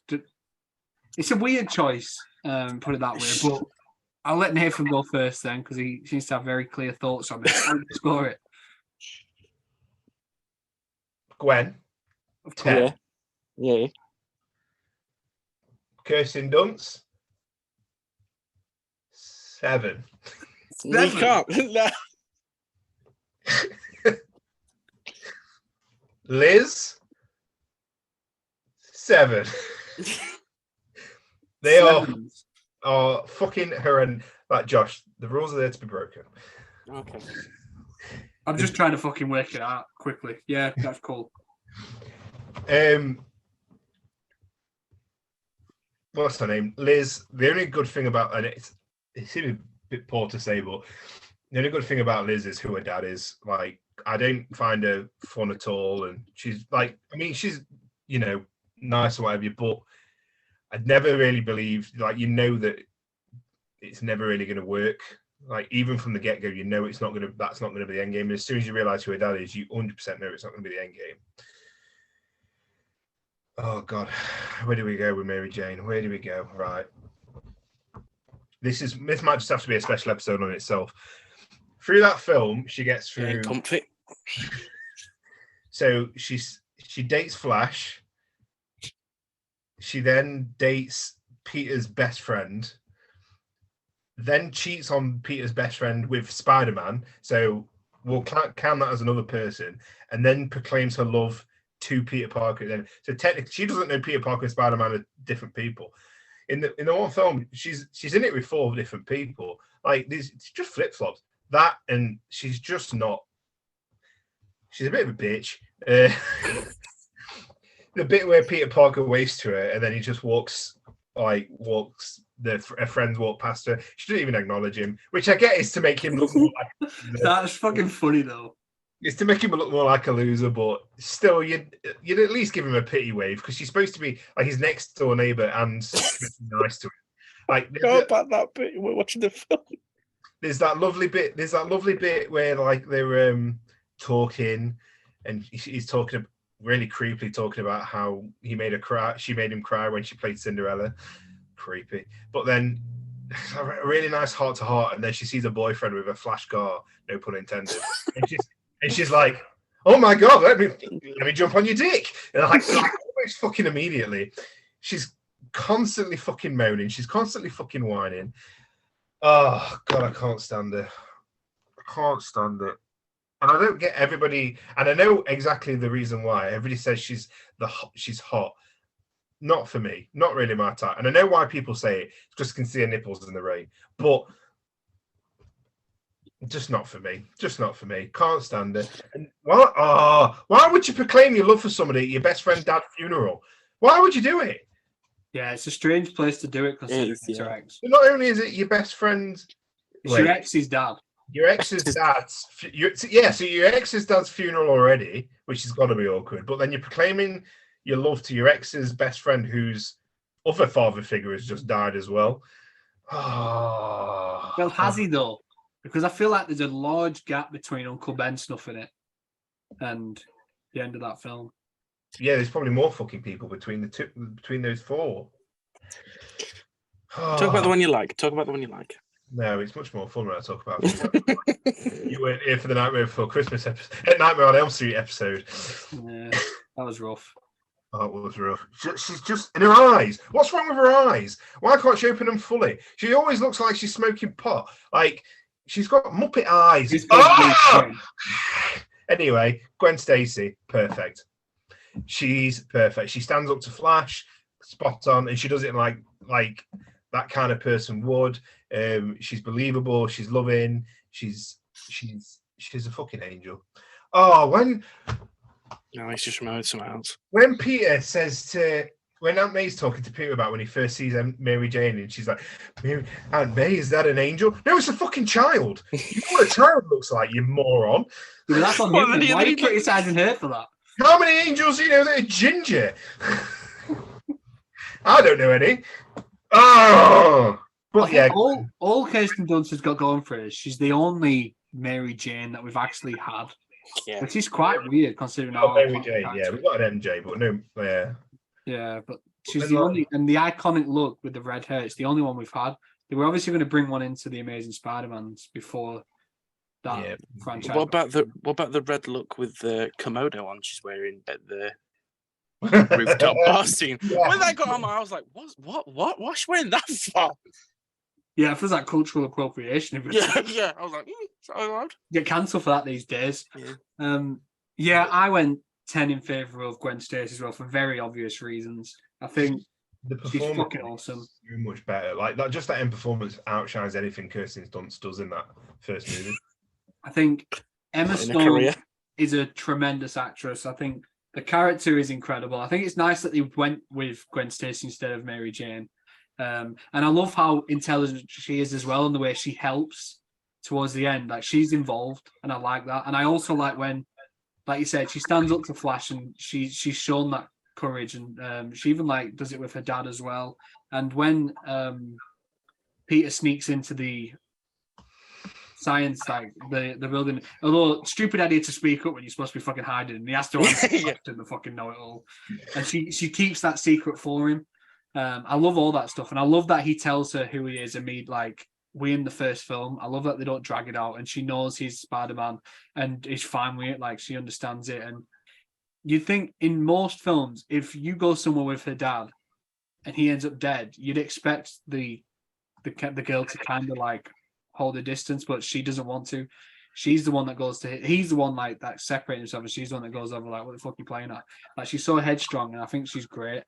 I like that line, like you said, when she keeps his secret, and then she's like, he's the second brightest at Midtown High, and he's like second brightest, like second brightest, put him in his place. Also, I think they were together in real life. I don't know whether they were at the time or they were afterwards, but the chemistry those two have is so fucking clear of anything in any of the others. Like it's incredible. Like you do believe that there is something there. The way they flirt, like when they first start to get to know each other, and it feels real. And I love when she tells him to say his name. When she says, "What's your name?" and he says, "You don't know my name," and she says, "No, I do. I just want to make sure you do." And then he tries to play it cool, and it was like, "Oh, you're Gwen, right?" Like you don't fucking know. Like he ain't got a date of birth in his fucking notebook or something. When Uncle Ben's like, he's got your picture in his bedroom. Yeah. But even then, like the way she flirts when he's like, "Oh no, it's this," oh, you haven't got me on your computer. Like she sounds like, oh, like it's obviously a joke, but she sounds disappointed. Like they're great together. Liz is just, not to sound mean, but it feels pointless. Like it was, I don't know why they thought to do that and have Zendaya, who is MJ, which they reveal at the end, just play like a side role, and then in the next film he just immediately switches his attention to her. It feels like a strange way. Not that it's settling for her when she becomes a love interest, but it's like, are you saying Liz leaving is the only reason he eventually liked Mary Jane? Because MJ, should I say? Because he didn't notice her before that in that way. Like there was nothing there. And I do like the reveal with Liz's dad, but again, it just feels like the character was a waste of time. Feels like that's all I'm here for, is for that reveal, really. Yeah. But Kirsten Dunst is a little better than Liz, I think. I don't. It's hard with a character because growing up with it and being the only Mary Jane Watson we got, it's hard to hit it too much, and like because we haven't had another one since, it feels iconic in a way that she's the only one to really portray the character. But you're not wrong in the sense she is a bit of a dickhead. She is a dickhead, and like she doesn't stand up for people when her boyfriend's an ass to him, and the way she's like, I mean, that scene is really funny when she kind of waves at the girls and Peter thinks it's to him and he's a silly bastard. But you would like at least acknowledge him at that point, because you'd feel embarrassed for him. And I don't mind her, but compared to Gwen Stacy, it's no fucking competition. So I went 10 in favor of Gwen, 9 for Mary Jane, and 8 for Liz. Before you hold on, Josh, one sec, because I've just remembered something else about fucking Mary Jane. Almost immediately after that, he's taking a photo and she's all like posing and being like whatever. He's dead creepy and just zooming on his face, on her face. Yeah. No. When she's actually posing in front of the spiders, and then she's doing all these different kind of poses, and then somebody shouts her, she just walks off. She doesn't even say bye. Thanks for taking the picture, or are they good? It's just, hey MJ, and she just literally just head turns, walks. Like, what a fucking bitch. Yeah, but he's a dweeb, isn't he? Yeah, but still, like you'd still like give him a goodbye, like a pity. Sorry, Josh, you go. I'm the exact same as Cal, and I think you. No, I went 7s. Oh, the US 7s now. Liz and 8. She's again, the only reason she's there is to make the impact of Vulture more. She's just, I think she's just a bit boring. She comes across very arrogant at times, which I noticed during the film. Like when they go in, I can't be the bitch, but she's talking to Peter, and it's just like, oh, shut up. Then 9 to MJ. I don't think she's as bad as someone's making her out to be, though she is. You're a fucking terrorist. What is going on? No, she's the worst. She's genuinely the worst. I'll tell you what scene I hate, and I know it's very iconic and people love it. It's the upside down kissing scene. Because all they're doing is just kissing chins. And then you can literally tell, during this scene, you can literally tell they're kissing and they're going, oh, wait, we're not touching lips. And they try and move down, but they move too. It just looks terrible. And then obviously. You can hang it upside down like that. You won't know where you are. Yeah. Go lower. Then, what, just sucking on her nose? No, Josh, lower. Here? No. Where would his body be, Josh? Gwen Stacy, 10. She's just perfect. She gets the role so well, Emma Stone. She's so good. Although, one thing I don't like is... Don't you dare say anything bad about her. I swear to God. The only thing I don't like about it, you know the scene when after he's just fought the lizard and they're in the bedroom and she's cleaning him up? I honestly, for a sec, I thought you just said after that scene where he just fucked the lizard. I was like, what version did you watch? No, what's the right one? When he's just fought the lizards, come into the room and he's all lit up and everything. It just goes on a bit too much, and it's like, okay, get off each other. Again, Pete, you're not meant to be that cool and slick. The one scene that you don't like is that they're in love and they're having a bit. Yeah. Why should you be happy? I do like the bit when he's like, I'm going to throw you out the window now. And she's like, what? Yeah. And then you get this. I think none of us have mentioned it. I think with Gwen as well, and it helps with the performances. Any Spider-Man fan knows you introduce Gwen and it's a ticking time bomb from the beginning. So you don't like, whenever she's in danger, there's a very real chance she's going to fucking die because you know that she's going to die at some point. So when he chucks her out, and it would have been really weird to have done it then, but when he chucks her out the window, he just murdered her. She swings down, like you've already got that kind of tease of what's to come. So you've got that tension with her, and the only like you don't think MJ's going to die, and nobody cares if Liz would die. So like there's that tension there with her as well. So yeah, I do like that scene when he saves the little boy in the car, and when it drops. And he has to use his web to hit him in the chest to catch him. And it's like, it works. And then the next time he tries it with Gwen, it fucking doesn't work. It fucking does not work. And then he'll try it with Zendaya. He's got to make sure he gets her this time and he jumps down. Well, no, we don't want tears on the podcast. I know, yeah. Oh, God. That scene in that film, honestly, I think we're all the same. Just absolute goosebumps when when he lands in his car. It's like, oh. More than goosebumps, pal. I think I was in Eleanor's arms crying. I really don't want she has to ask me if I was okay. Yeah. My therapist I stopped talking about it. Yeah, get over it, man. Get over it.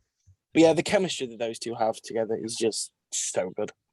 As you can tell, whether they're together at the time or not, it's believable because they are just so good together. And like even Gwen's relationship with her dad, like the scene when Pete is in the room and she's talking to her dad, she's just acting so well. It's just so good. I don't want hot chocolate, Dad. Yeah. Cramps and all that. He's like, oh, never mind then. Yeah, he's like, get me the fuck out of it. Yeah. So good. She's just brilliant. I also love the dynamic with her dad. Obviously, being the police chief, that's after Spider-Man. It adds an entertaining wrinkle to it. Not quite the same as her dad being the villain, but yeah. Also, Gwen starts to have some great lines in main Spider-Man 2. Like the whole bit where I think. Oh my God, we can't go into that one as well today. Yeah, the great scene towards the end of the film. No, when I think I can't remember if Peter runs off or Spider-Man swings off and she straps Peter. It's just so good, and then she just catches herself. She does have a cracking ending there in that film. Oh God, yeah. Let that one drop. Yay. So yeah, you went 10-9-8 in favour of Gwen. Yeah, I didn't break the rules and put 7s and 6s and whatever. Like a couple of 7s, the miserable bastard over there. I really want to remember I really can't remember what we pulled. I pulled the 7 out for last time. I need to go back. Have you never been any lower than a 7? No. It's usually 8. A good time. Because the thing is, it's like in MMA, which is what it was kind of judged on, like you never really get less than an 8. An 8 is when it's been like essentially one of you is almost murdered the other man. Yeah. So that's why 8 is the one side of it. Nathan put out a 7, but it just means like this is nothing. 4. So yeah, we touched on like the main, like the most important characters, but we might as well talk about the supporting cast now. All 3 movies have obviously got stacked casts. You've got people like James Franco in Tobey Maguire's Spider-Man. You've got Joe. Is it Joe? How do you pronounce his last name? Manganiello. Right, real quickly. All of us are Scrubs fans. Yeah. All 3 of us are Scrubs fans. Every time he showed up in the Jack outfit and everything, I just thought of the Scrub scene that he shows up in. You know, when they talk. Right. Yeah. Every time I saw he plays like the stereotypical jock. Yeah, the stereotypical jock. Is that the fantasy thing? Yeah. When they're making out with 2 women on the car and he's like, oh, let's get out of here. Yeah, Every time I saw it, I just thought of that. Sorry, continue. But you've also got fucking Randy Savage. Yes. The fucking goat in the wrestling team, which is just awesome. I love that so much. I forgot that scene was in this film because it's been so long since I watched Spider-Man, and as soon as he rocked up, I was like, fucking here we go. The Macho Man showing up is delightful. 3 minutes of playtime. Yeah, I love that so much. I love him. He was essentially just playing Randy Savage as well. Yeah, you are. It's the exact same. Ready. And then you've got like the cast. Well. You what? Sorry. Bruce Campbell as well. Yeah. Yeah, true. Sorry, yeah. Which seems to happen in almost all Sam Raimi movies. Staple, really, isn't it? Who plays Uncle Ben in that one? Because I don't remember his name. Somebody. A boring actor. A boring actor. I'll touch on that when I come to my opinion. I'll have a look while you're talking. Yeah, and then obviously in the Amazing Spider-Man, you've got some decent names as well, like Stacked Martin cast. Sheen. Martin Sheen's incredible as Uncle Ben. You obviously touched on it earlier with Sally Fields, who I love in everything she does. Like, she's a great actress. Oh, sorry? Mick Robertson. Yeah, he's long gone now, I think, bless him. I think I remember seeing he died like... Uncle Ben, yeah. Yeah, Uncle Ben's gone in every aspect. But yeah, you've got the whole cast in Amazing Spider-Man is like really well done. You've got like Gwen Stacy's father, whose name escapes me as well. Dennis Leary. I think the cast is just great.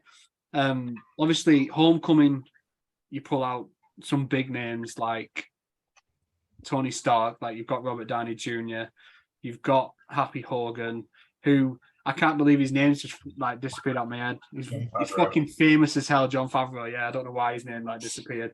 You've got Zendaya as MJ.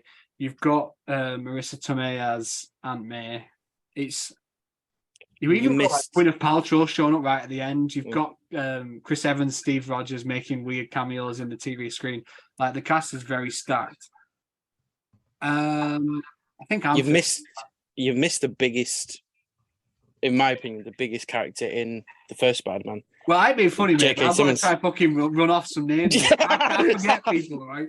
It's hard to remember everyone. Yeah, I'm suddenly going, how the hell has he forgot that character? J.K. Simmons and Elizabeth Banks. Yeah, I forgot she was in Kim.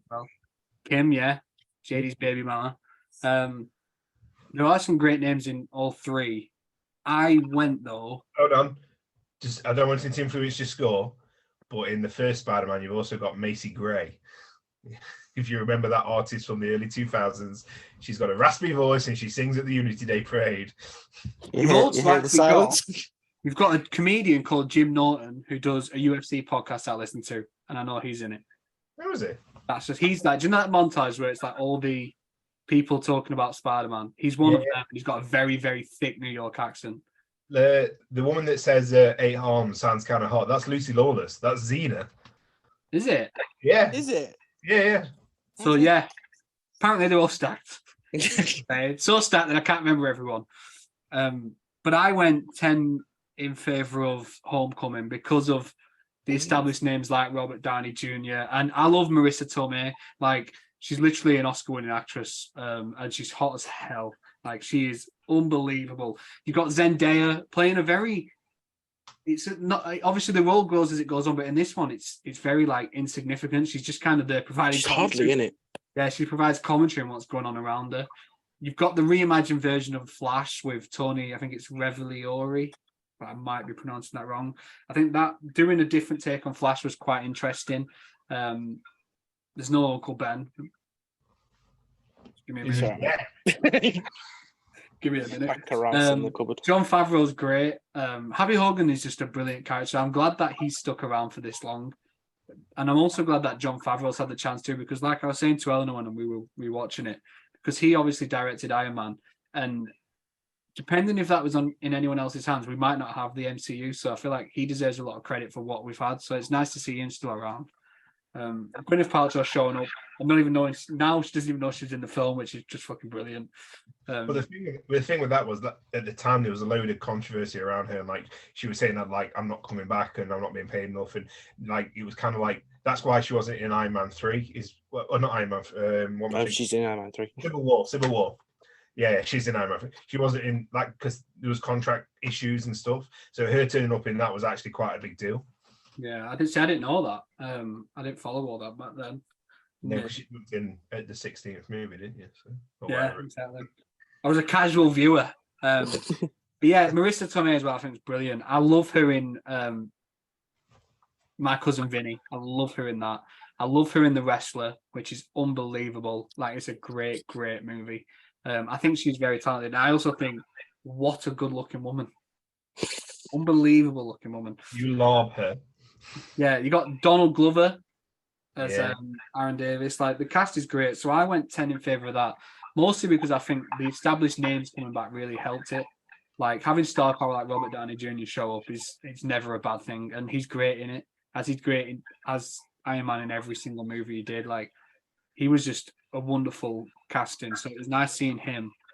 I went 9 in favor of the Amazing Spider-Man, which is interesting. But I think some of the casting that like I really liked the actor, I literally had his name earlier, who plays Flash, and I love the redemption that Flash gets, which we don't see in any of the others. Like if you think the one we've got now has done a trilogy and he's been in all 3, and he doesn't feel any different. Like he's the same guy. He's this little nerdy ass. Whereas the first one, he's after he gets his ass kicked, we never see him again. Whereas the Flash in the Amazing Spider-Man, he goes through that redemptive arc. Like we see him go to talk to Peter after Uncle Ben dies and apologize. We see him at the end playfully like tackling him from behind as a friend.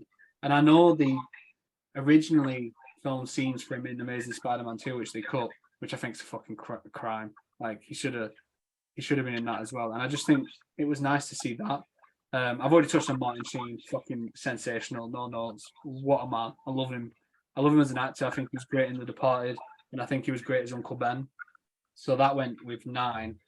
And while I love Macho Man Randy Savage more than life itself, the majority of the cast in the first Spider-Man doesn't compare to the others, I don't think. Like J.K. Simmons is obviously fantastic. Like he's iconic. Joel Manganiello is way too old to be playing a child. He looks 40 years old. Teenager. Like it is absolutely insane how old he looks. And the Uncle Ben and Aunt May, I think they're probably the worst for me, which might feel blasphemous to some people because that Aunt May she's good, but compared to like Sally Fields and Marissa Tomei, I don't think it's the same. And I know traditionally Aunt May is supposed to be like much older, but I prefer it when they start to get younger. And the relationship she has with Peter in The Amazing Spider-Man and in Homecoming just feel more like wholesome and genuine. So it feels more meaningful. That's even in in Amazing Spider-Man when she says to him, "There's one thing you are, it's good," and she like bigs him up and stuff. And like you said, it's kind of obvious she knows what's going on. There's no bits in that Spider-Man where Aunt May's properly helping Peter along, and I think that's the downfall with her, Aunt May. Wow. Yeah. But yeah, so that's why I went 10 in favour of MCU's Homecoming, 9 for Amazing, and 8 for Toby. Josh, how have you got it? So I'm really torn between this one, because just do a 10-10. I'm very tempted to. I'm really tempted to, because Homecoming has such. I mean, every time Robert Downey Jr. is on screen as Iron Man, he's gonna carry the scene. He's gonna be so good. And like the bit when after he helps with the ferry scene, and Peter's all Spider-Man's all cocky walking up to the suit like, "Oh, if you cared, you'd be here." And as soon as that suit opens up, how quickly RDJ takes over that scene. I literally wrote my note, "Oh shit, Daddy's pissed."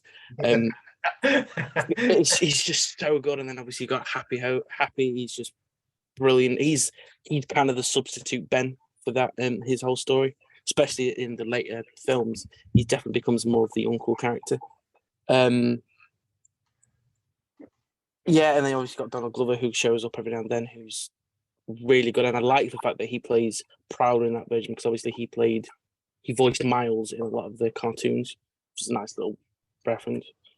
And then Aunt May, while yes, some people say she's too young to be Aunt May, but they moved Peter a bit younger looking, so I think it did work, and she's so good as Aunt May. Although the weird waiter, the scene where they're having food and there's the weird waiter.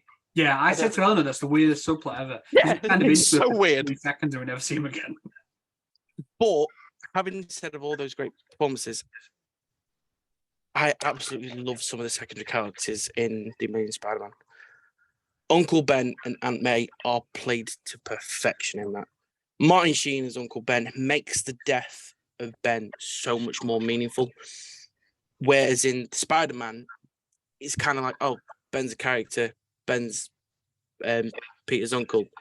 Anyway, Ben's dead. There's just no real connection with them where you see Martin Sheen's Ben properly try and take Peter under his wing, and he's just so fucking good at it. And generally, I got a bit choked up when he dies. Although I didn't realize that Ben doesn't give his iconic speech in that film. Am I wrong? No, it's only in the first one. Yeah, he doesn't give the iconic speech in that film. And then obviously he quotes his dad, doesn't he? He says, "Yeah, if you can do great things, you had a moral obligation to do those things," or something like that. Yeah, and then he says something like it's about responsibility, and that's Yeah. that's as close as it gets to the actual quote. Well, they do that in Civil War as well, where Peter says, "If you can do the things that I can do," something like that. But they don't outright say it. Isn't until Aunt May dies in Thingy that. No, which is so much a better scene than how I'll touch on in a minute is how they portray that saying in the first film. But sticking with the main Spider-Man, Aunt May, an absolute delight. She's so good as Aunt May. She's proper caring, as you touched on earlier. She knows he's Spider-Man. But she doesn't need to suggest. She doesn't need it. She just wants to be there for him the entire time. Dennis Leary as Captain Stacy, so good. So good. Although the entire time I just heard Diego from Ice Age.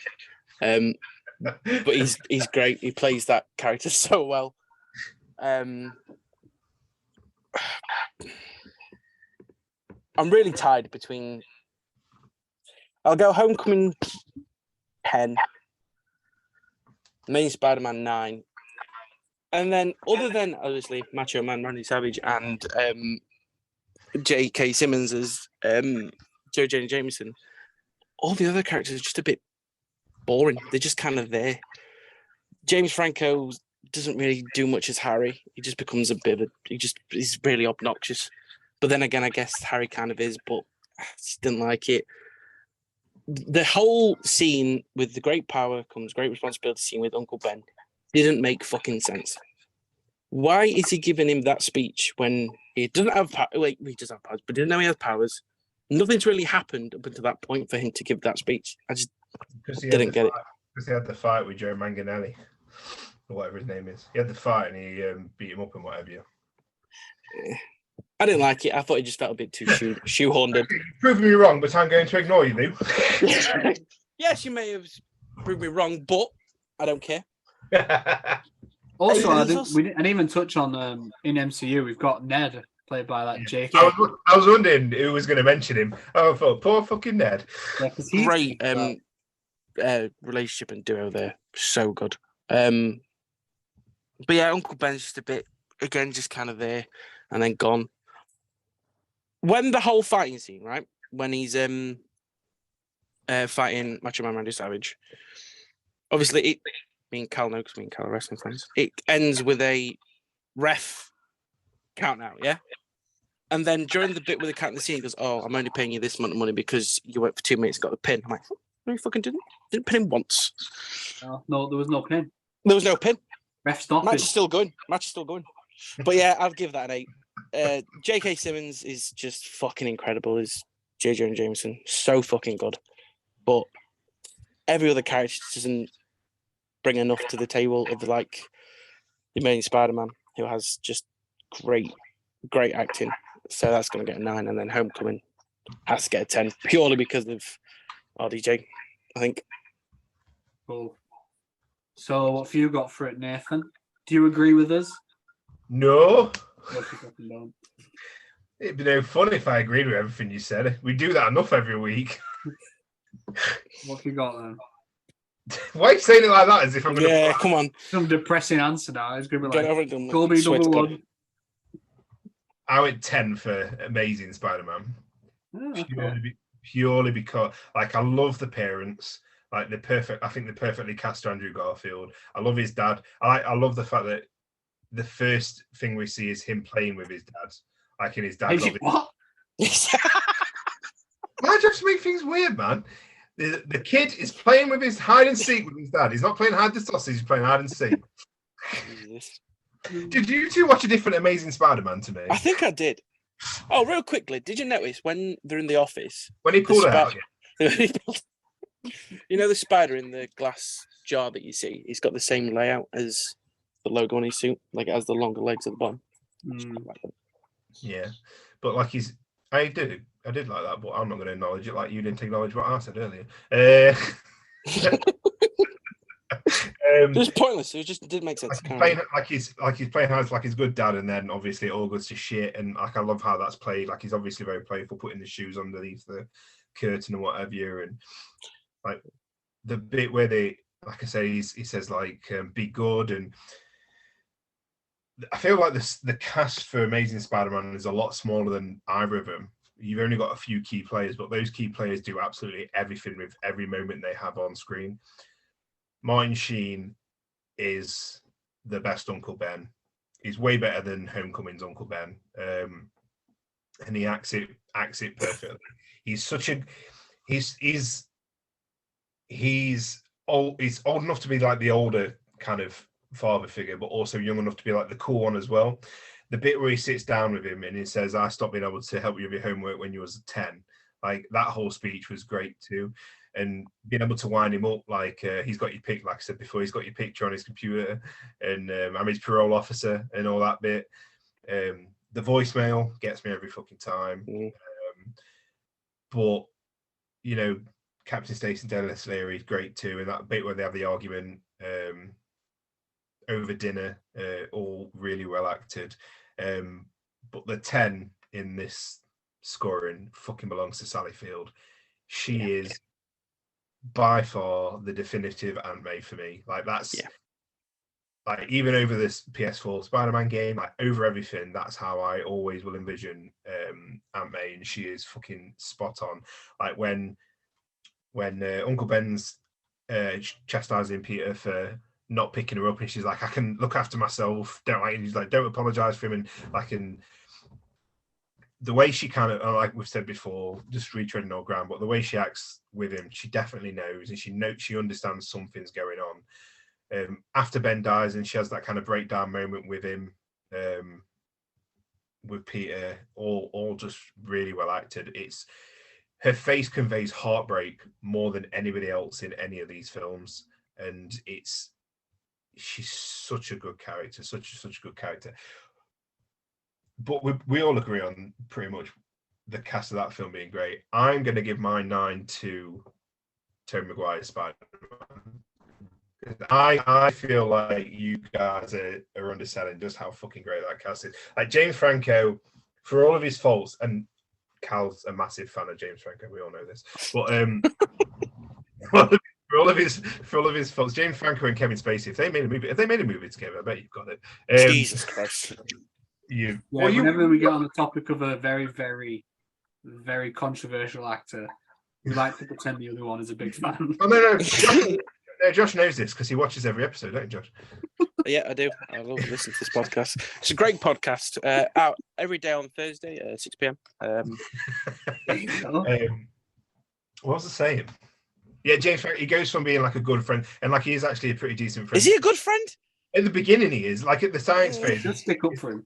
He's a pretty decent friend, and then he also uses what Peter told him to try to bag his missus in front of him. Yeah, so he's not that good a friend. We would all 100% do the same thing. So let's not pretend. Would you do the same thing for Kirsten Dunst? I mean, I wouldn't do that for Kirsten Dunst. No, I would see her looking at the spiders and go, "Nope." Push.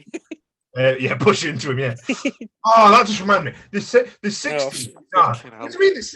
You just stuck. Why did you really just stand there and count all them spiders? No, you fucking didn't. Also, why they're not concerned? Like the one was like, the one was like, "Oh, there's one missing." Yeah, must have took it. Yeah, we'll fucking look. And I like his transformation to like becoming like a jealous, like dead protector of his father, like dead, like twisted towards the end, and then obviously a vendetta towards Spider-Man immediately at the end. But this, I like Uncle Ben and Aunt May. They are 60s Uncle Ben and Aunt May. They are classic Uncle Ben and Aunt May. They aren't modern, I get that, but I do like when he says like, "Hey Michelangelo, don't forget we're painting the kitchen," and he's looking at the want ads, and it's like, oh god, even computers need answers now. And the Aunt May is again super classic withered old lady Aunt May who's divering and whatever, but Rosemary Harris plays it with such a charm. Like when she's praying and then a Green Goblin comes in and she has that moment, and then gets taken to hospital, and when she says, "You're not Superman," it's iconic. It's too iconic. I didn't get that. What? You're not Superman, So that means Superman exists in that universe as a comic? Yeah. How is that difficult to understand? Just seems like they just shoehorned in a reference for no reason. Typical Sam Raimi. Oh my god, we're not having you back on. But I mean, Macho Man Randy Savage. I'm not a wrestling fan. I'm a Bonesaw fan, so I fully understand. His performance is so over the top. Fucking love it. And I'm guessing he's just playing himself. Oh yeah, that is him. Yeah. One of those remixes that I sometimes play for you guys has got Randy Savage mixed into him, so I 100% know what Randy Savage sounds like. But the 9 goes to J.K. Simmons. There's not a fucking second where he's not speaking or even moving that can be topped by, I'm going to fucking say it, can be topped by anybody in Homecoming. Nothing that anybody in Homecoming can do can top J.K. Simmons. That's a big take. That is a big. Fuck you both. He was hilarious. Most of it was so fucking funny. He's brilliant. Like the crap, mega crap I have used in my life more times than I care to admit when I'm looking through stuff. And then the 8 to the MCU, purely because I don't like how much it leans on the referential characters, like how much it leans on Tony Stark and Happy, and I like the cat references and stuff. But if you was even to look at the other cast, like they're funny, but they're not, I don't think, as impactful as the characters in the other 2 movies. So that's how I went that way. Though I do love Marissa Tomei for many, many reasons, including the main one. And I love the teacher. That's the main one. Yeah. And I love the teacher. Like I meant to talk about him. I can't lose another student. I can't lose a student on a field trip. Not again. Not again. Or when they're talking about the monument, and they're like, she's always been by slaves, and he goes, looks over to the guard, and he goes, oh, yeah, brilliant. Oh god. But I mean, to the credit, all the teenage cast feel like teenagers. Like the bit in the gym where they're talking like fuck, marry, kill the Avengers. Then like nobody would bring up Spider-Man. Not when you got Thor and Captain America there and Hawkeye. Not when you can see. Yeah, I knew that was coming. Talking about a man in a gimp suit.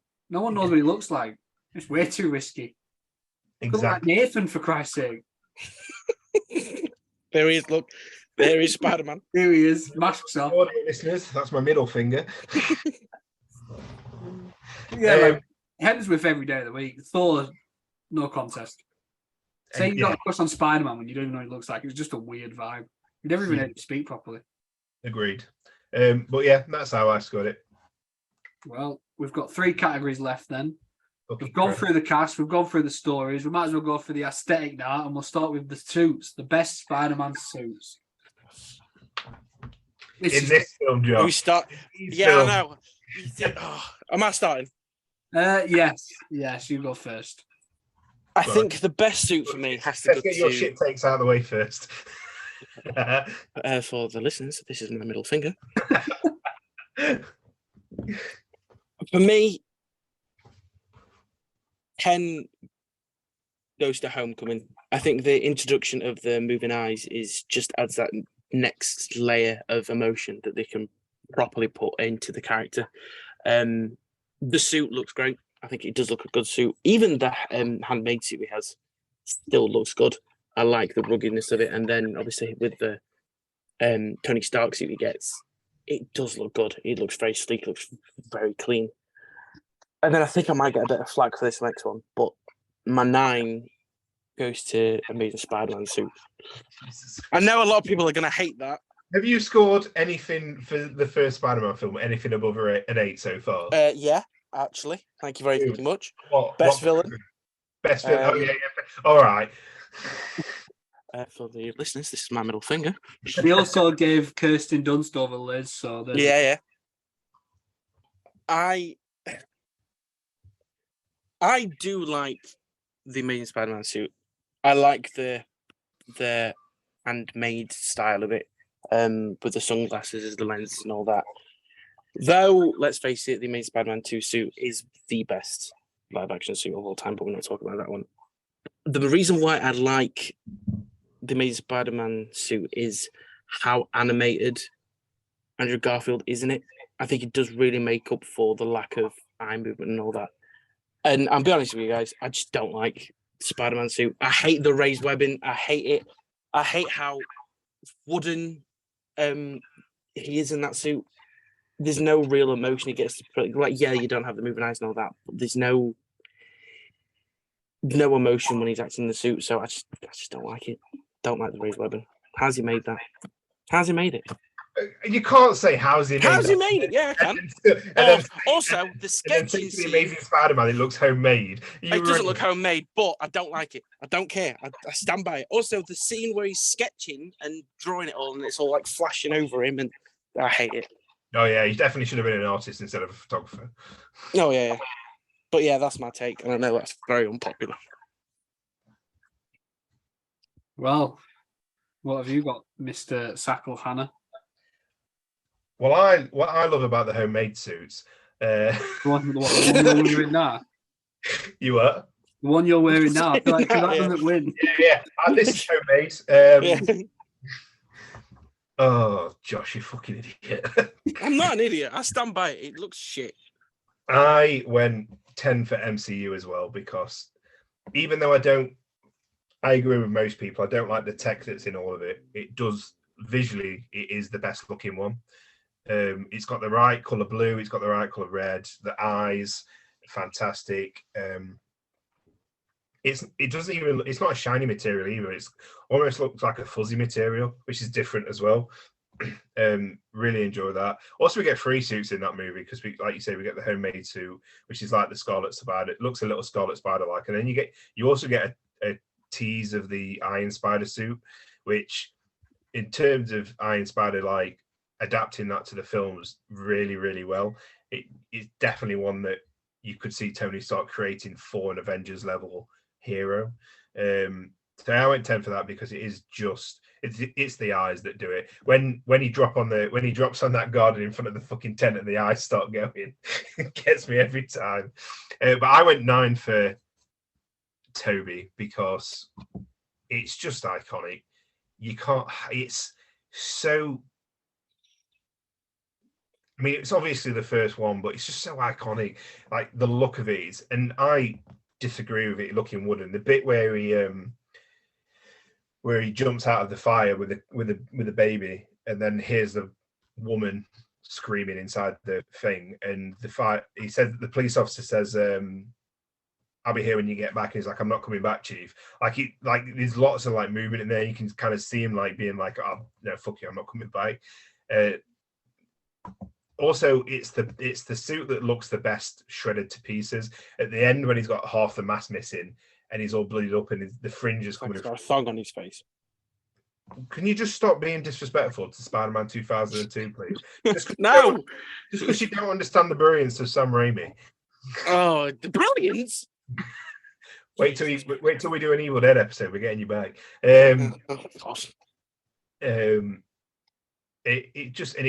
looks great when it swings, except for that one swinging scene where Kirsten Dunst is holding on to after he saved her from the Unity Fair, and she's clearly holding a mannequin. And then 8 to Andrew Garfield's because it's not the Amazing Spider-Man 2 suit. So it looks good, but it's that dark and gritty. Like it's dirty. Like it's dirty. It's supposed to be red and blue, but it's got like the black smudged through it as well, like over the leather. Like it looks worn, and that's great. And I love the symbol. It's probably my favorite. I love the symbol. It's my favorite of all 3 symbols, but it looks too grimy and dirty to be like Spider-Man's. Like it's supposed to be a hopeful character, not a dark and dirty character. And the lenses on the eyes, them just being sunglasses, is stupid. Like I know it's supposed to be homemade, Josh, but just because you show me clips of you looking at ski suits online, it does not make me believe that you can make this costume from hand. If we were talking the Amazing Spider-Man 2 suit, this would be a very fucking different conversation. But that's how I scored it. How about you, Callum? Yeah, I don't like Callum, by the way, so we'll stop that. Sorry, Mr. Altimus. That's better. Caltimus Altimus, that's what I'll have to do now. Yeah, I actually went different to you guys, and I went 10 for the first Spider-Man, which Oh, might Jesus. not Josh sick in the stomach. But Jesus I like Christ. that too. I think, like you said, it's iconic. It's the one that I grew up with. It's the one I have like. When I think of Spider-Man, I feel like it's the suit that I remember. It looks even better now. Yeah, Christ, after that. On me, yeah. Wait. Josh will be changing his score in a minute now that he's seen that.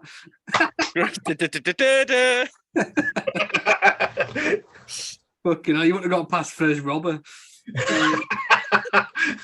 Just swinging straight into the floor. But I like watching him like design it. I like that sort of stuff and like the different designs he possibly could have gone with before eventually settling on that. I think it works. And like you said, the bits when it gets ripped in the fights and stuff and it shows it's not indestructible. Considering it's homemade, it makes more sense. I don't dislike. Sorry, I'm going to sneeze. That's never happened. Pineapple. I don't dislike the MCU suit. Here it comes. That's you. God, I have. Bless you. I've never done that on camera. Yeah, I don't dislike the MCU suit, but He's done a lot on camera. all the technology stuff, I don't think it works as well for me. And I don't like that he didn't create the suit himself. I don't like that it's a gift.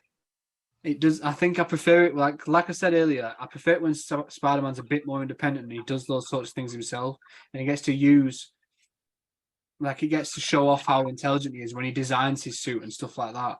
Whereas this in MCU, he just gets gifted it, and it does look good. And I like the added bit with like almost like the wings that come out with underneath the shoulders. I like that sort of stuff, and I do like the added perks, but I don't think it hits as well for me. Whereas the Amazing Spider-Man, it's just nowhere near as good, I don't think. I like the second one, but the first one, it doesn't do anywhere near as good a job for me. It feels like a lesser version of the first, in my opinion. And I don't like the way the material looks. Like, it just, not for me at all. Sorry, Josh, you'll be fucking heartbroken inside. But I think if you rubbed off all that black smearing all over the leather of the suit or Lycra or whatever it's supposed to be, and then replace the lenses with white lenses, it will probably Be a good suit. their top tier. I also think with the Toby suit, I think if the webbing wasn't raised, I think I would like it a lot more. It's just a raised webbing I don't like on the suit. yeah, quick question then before we move on to the next category. Do you guys prefer the organic webbing or when he creates the device? Look, when he creates it his own. When he creates it. Yeah. It's a bit weird otherwise, isn't it? I've also got a question. Well, Who do you think has the best swinging scenes? I think that's Andrew for me. Yeah. Purely for the first person bits. You know, the bit where he swings in and then lands on the glass. So good. Yeah, I like Andrew's bits, and I like the bit in the alley where he's like swinging underneath like the ladders and stuff and jumping off things, and the ending shot as well with him in the air. I think it's awesome. I think Andrew, I just wish it was in daytime rather than nighttime. Yeah. I also have a question. Cal, you texted me earlier saying, "Are you wearing your Spider-Man t-shirt? Because I'm going to dress up as Miles." What happened to that? It's not true, is it? First of all, why would I care what you're dressing up as? I don't talk to you. You think I asked for that fucking spandex-looking motherfucker to be on this episode? Absolutely. I recommend all listeners to listen and not watch. Oh God. Okay. We'll move on then to the second to last category, which is the best action/fight scenes. Obviously, being Spider-Man movies, they've all got fucking plenty. So I'll go first, and off the bat, I'll just go straight into it. And I gave 10 to Homecoming because I love the dynamic of the fight scenes with Peter and Vulture. I love because he's got like the flying gizmos and shit, and the way they scrap. I think it just works really well, and I love his fights and interactions with the other smaller villains, like is it Shocker outside the school with the bus and stuff. I love that. I love the brief fight he has with the crooks in the bank, and I love the scenes like the elevator in Washington when he has to save that, or the boat where Iron Man helps. Like, I think that shot where he's got the webs on either side, he's just trying to hold the boat together. I think it's iconic. I love those sorts of action scenes. I think it all works really well. I've got 9 for the Amazing Spider-Man because, again, I love the fight scenes like that. That first one on the tram when he first gets bit and he's accidentally kicking everyone's fucking head in. I think it's fucking awesome.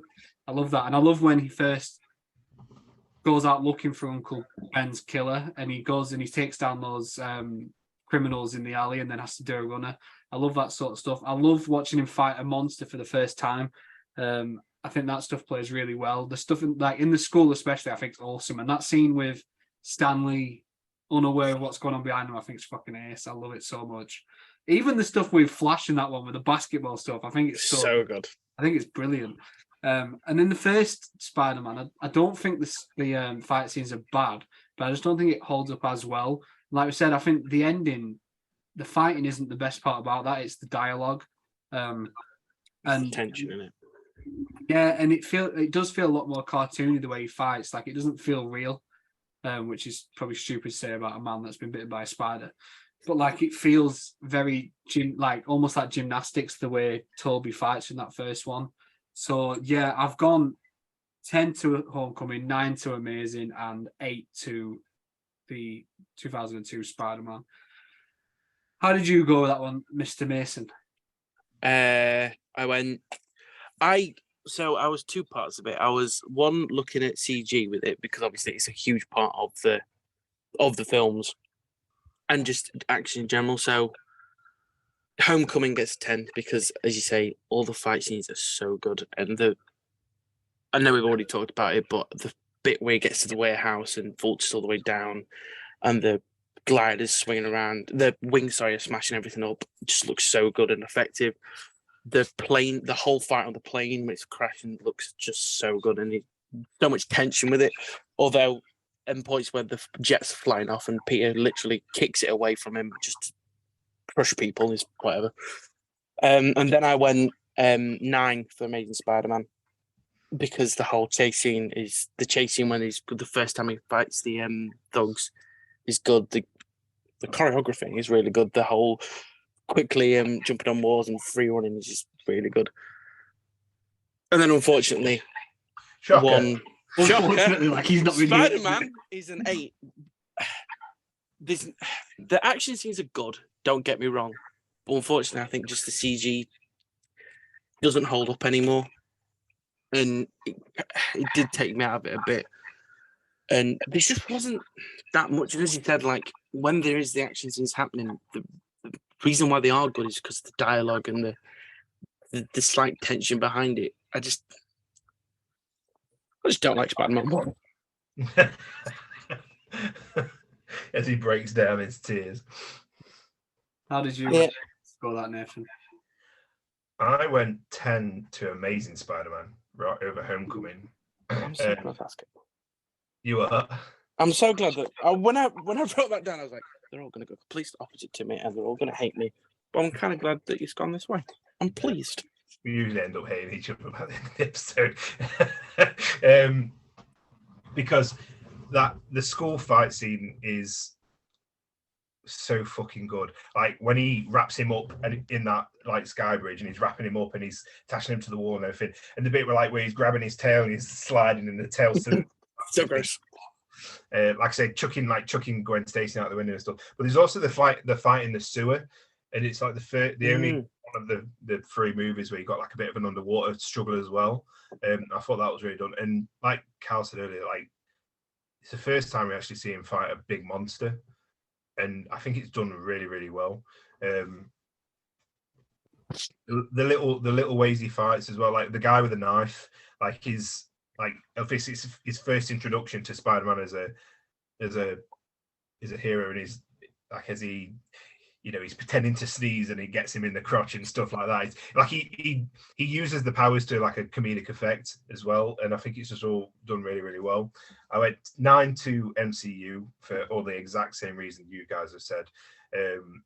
It's just really well done, really high, like fast paced. Obviously the CGI is better, but I'm not going to judge it on that because that would be quite unfair if I'm being perfectly honest. Well, it's a film podcast, and that's what you have to talk about. So, yeah, we're not. If you weren't aware of this, Nathan, it's a film podcast. Oh, is it? Oh, yeah. Just thought I'd let you know that one. 21 episodes in, I'm finally learning. Just that you know. Just thought you knew what to know. Thank you. Yeah, MCU, great. The bit all the bits with the bit where he drops him into the water, and then you think Vulture comes in after him again, and you're expecting round 2, and it's not. It's Iron Man that picks him out of it. Like really good bait and switch, but really good, well done. Even the small bits, like when he drops on the car because he thinks somebody's breaking into it. It's really really quick, but he grabs his head with a web and just slams it on the fucking car. Brilliant. And I begrudgingly give Toby's an 8. I did want to give it a 9, but I've already been played fast and loose with the rules this episode a bit too many times. I think it being a bit harsh, and like, there's bits in it that's really really good, and yeah, the CGI doesn't hold up as much as the others, but it still works effectively. Like that, the fight with the Flash at the beginning, like even if it is a bit cheesy, like when Flash is throwing punches, like and he's moving really really quickly, and like that's like he is super powered, and it's just really really well done. The fight with Goblin at the Unity Fair, when like he's jumping and Goblin like gets in midair and all that business. I mean, it doesn't look as good when they're on the ground just throwing punches at each other. It looks a bit shitter. It looks very Power Rangers-y. That bit is the bit that does look. But I mean, do I want to change my? No, I'm not going to change my score. I'm not going to do it. I'm not going to do it. But the bit when they're in the burning building and fighting in the burning building is fucking. And it is good. Like the CGI may not be as good, but that when they're fighting each other in the burning building as those razor blades are still coming around and they're dodging them and he's breaking them at the same time, it's really really good. So I begrudgingly give Toby's Spider-Man an 8 on that one. Yeah, I love what you say. You guys are being harsh, so I'm going to give it the exact same score that you. All right, we've got one category left then, and that's the legacy. That's how have these films been regarded. I've still not ranked this one yet. It's how they've held up. It's how they look back on. It's how they're remembered. So as though you haven't written your score yet, Josh, and you've never done this, we'll let you go last. So Nathan, you can go first on this one if you want. Just to give Josh time to actually collect his thoughts. Although I think I already know which way it's going. But, Probably. Not what you think. How do you think the legacy is for these 3 movies, and have you scored it? I think there's only one very obvious answer, and if anybody deviates from that, we're gonna have to have words, because yeah, we know what's coming from you, Sunshine. I think you can't deny the legacy of Tobey Maguire's Spider-Man. It's set up a lot of what like I say, it pulls from Christopher Reeve's Superman and that kind of era of superhero filmmaking. Whenever anybody's cast as Spider-Man, or whenever we get a Spider-Man, it's Tobey's that everybody kind of compares it to. It's set up like the tone and the feel of what we know a live action Spider-Man to be. You know, no Spider-Man villain that we've seen on screen has ever surpassed Green Goblin, so you've got the legacy of that. Well, very very close in the second film. But That's it. Do you have Green Goblin over Doc Ock then? Oh yeah. We're not doing that film, man. We can't argue over that one. But I think in terms of the distance between them both is so close that they couldn't even, like I said earlier, they couldn't even decide to recast them. They just brought them back because you just can't top them.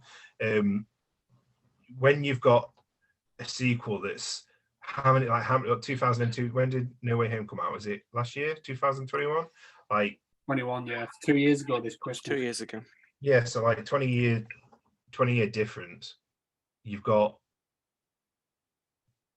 the main villain in that movie being the main villain in the 2002, 20 years ago. That's how much of a legacy that those characters have. And with Tobey Maguire being, and obviously Andrew Garfield's back as well, and that was more of a redemption for Andrew Garfield, whereas it was a celebration for Tobey. Everybody was like, Toby's got to be in this movie. Toby's got to be in this movie. And even Andrew Garfield said it himself. If Toby's doing it, then I've got to fucking do it. That was his quote in going into No Way Home. So I think in terms of the legacy of it, you've got just so much about it. The sequels of the Toby movies, you got one of the best superhero sequels and one of the best superhero movies of all time, and then one of the worst superhero movies, one of the worst sequels of all time. Amazing Spider-Man, you've got a sequel that completely killed a franchise. and the Spider-Man sequel, the MCU sequels are boosted and helped by the MCU. So I think Tobey Spider-Man stands alone in its own legacy, and I don't think anybody can ever. And I know he's going to try, but I don't think anybody can ever say that it hasn't been influential on everything that's come afterwards. Tom gets the 9 because the MCU is massive, and Spider-Man seems to be the one that everybody cares about the most now that Guardians is done. Everybody seems to care what happens with Spider-Man. Every time he shows up, it's a fucking joy. Tom Holland has been solidified as like the backbone of the MCU at this point.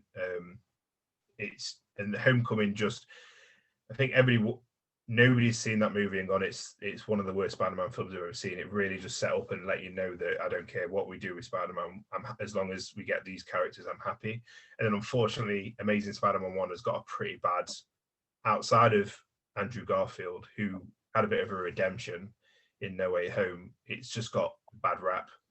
The sequel's poor. It killed a franchise. It killed Sony's plans. It had like a massive 10-year plan for it, and the sequel killed it off. So unfortunately, as much as I love Andrew Garfield, I think the Amazing Spider-Man definitely is the one with the least amount of legacy to it. Yeah, I've actually gone the exact same score across the board. I think A little bit when we agree. Well, it's nowhere near as good as Spider-Man 2, I don't think. That's a different conversation. I do think Tobey Maguire's introduction, that first Spider-Man film, is so influential to the superhero genre on its own. And like you said, it is the one that everyone looks back to when you do get these new Spider-Men. And even now, I think after No Way Home came out, and there was all these polls online and stuff saying, oh, which one's the best Spider-Man? And Toby always won, and I think it's because that film is the one that really kicked it all off. I know obviously it's nothing to do with the MCU, but if you don't have the success that the Sam Raimi trilogy had, it's hard to imagine the MCU even is eventually brought in. It's difficult because I love the Amazing Spider-Man, but you're not wrong in the sense that it hasn't aged well to fan perception, and I think that's largely down to the second one. I think because of how the second one killed the franchise, it left a sour taste in everyone's mouth about the first as well. And while it's nice that Andrew Garfield got the chance to get that redemption, and people are appreciating the character and his portrayal of it way more now, still don't think that movie itself has aged as well in terms of what people associate, how people think of it. Whereas I personally think it's great. I was saying to Eleanor when we watched it, I think it's way better than I remembered.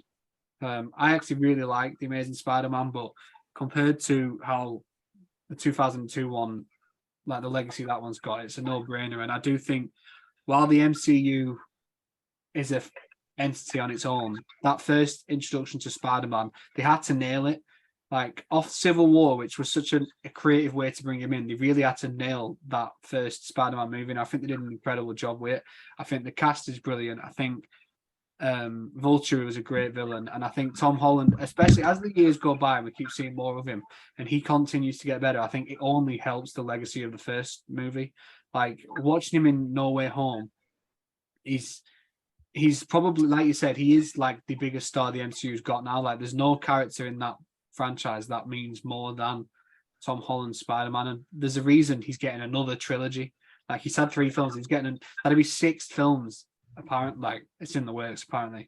That'd be 6 films that his characters had, which is just far more than any other superhero has in that franchise, and he'll be the longest tenured Spider-Man.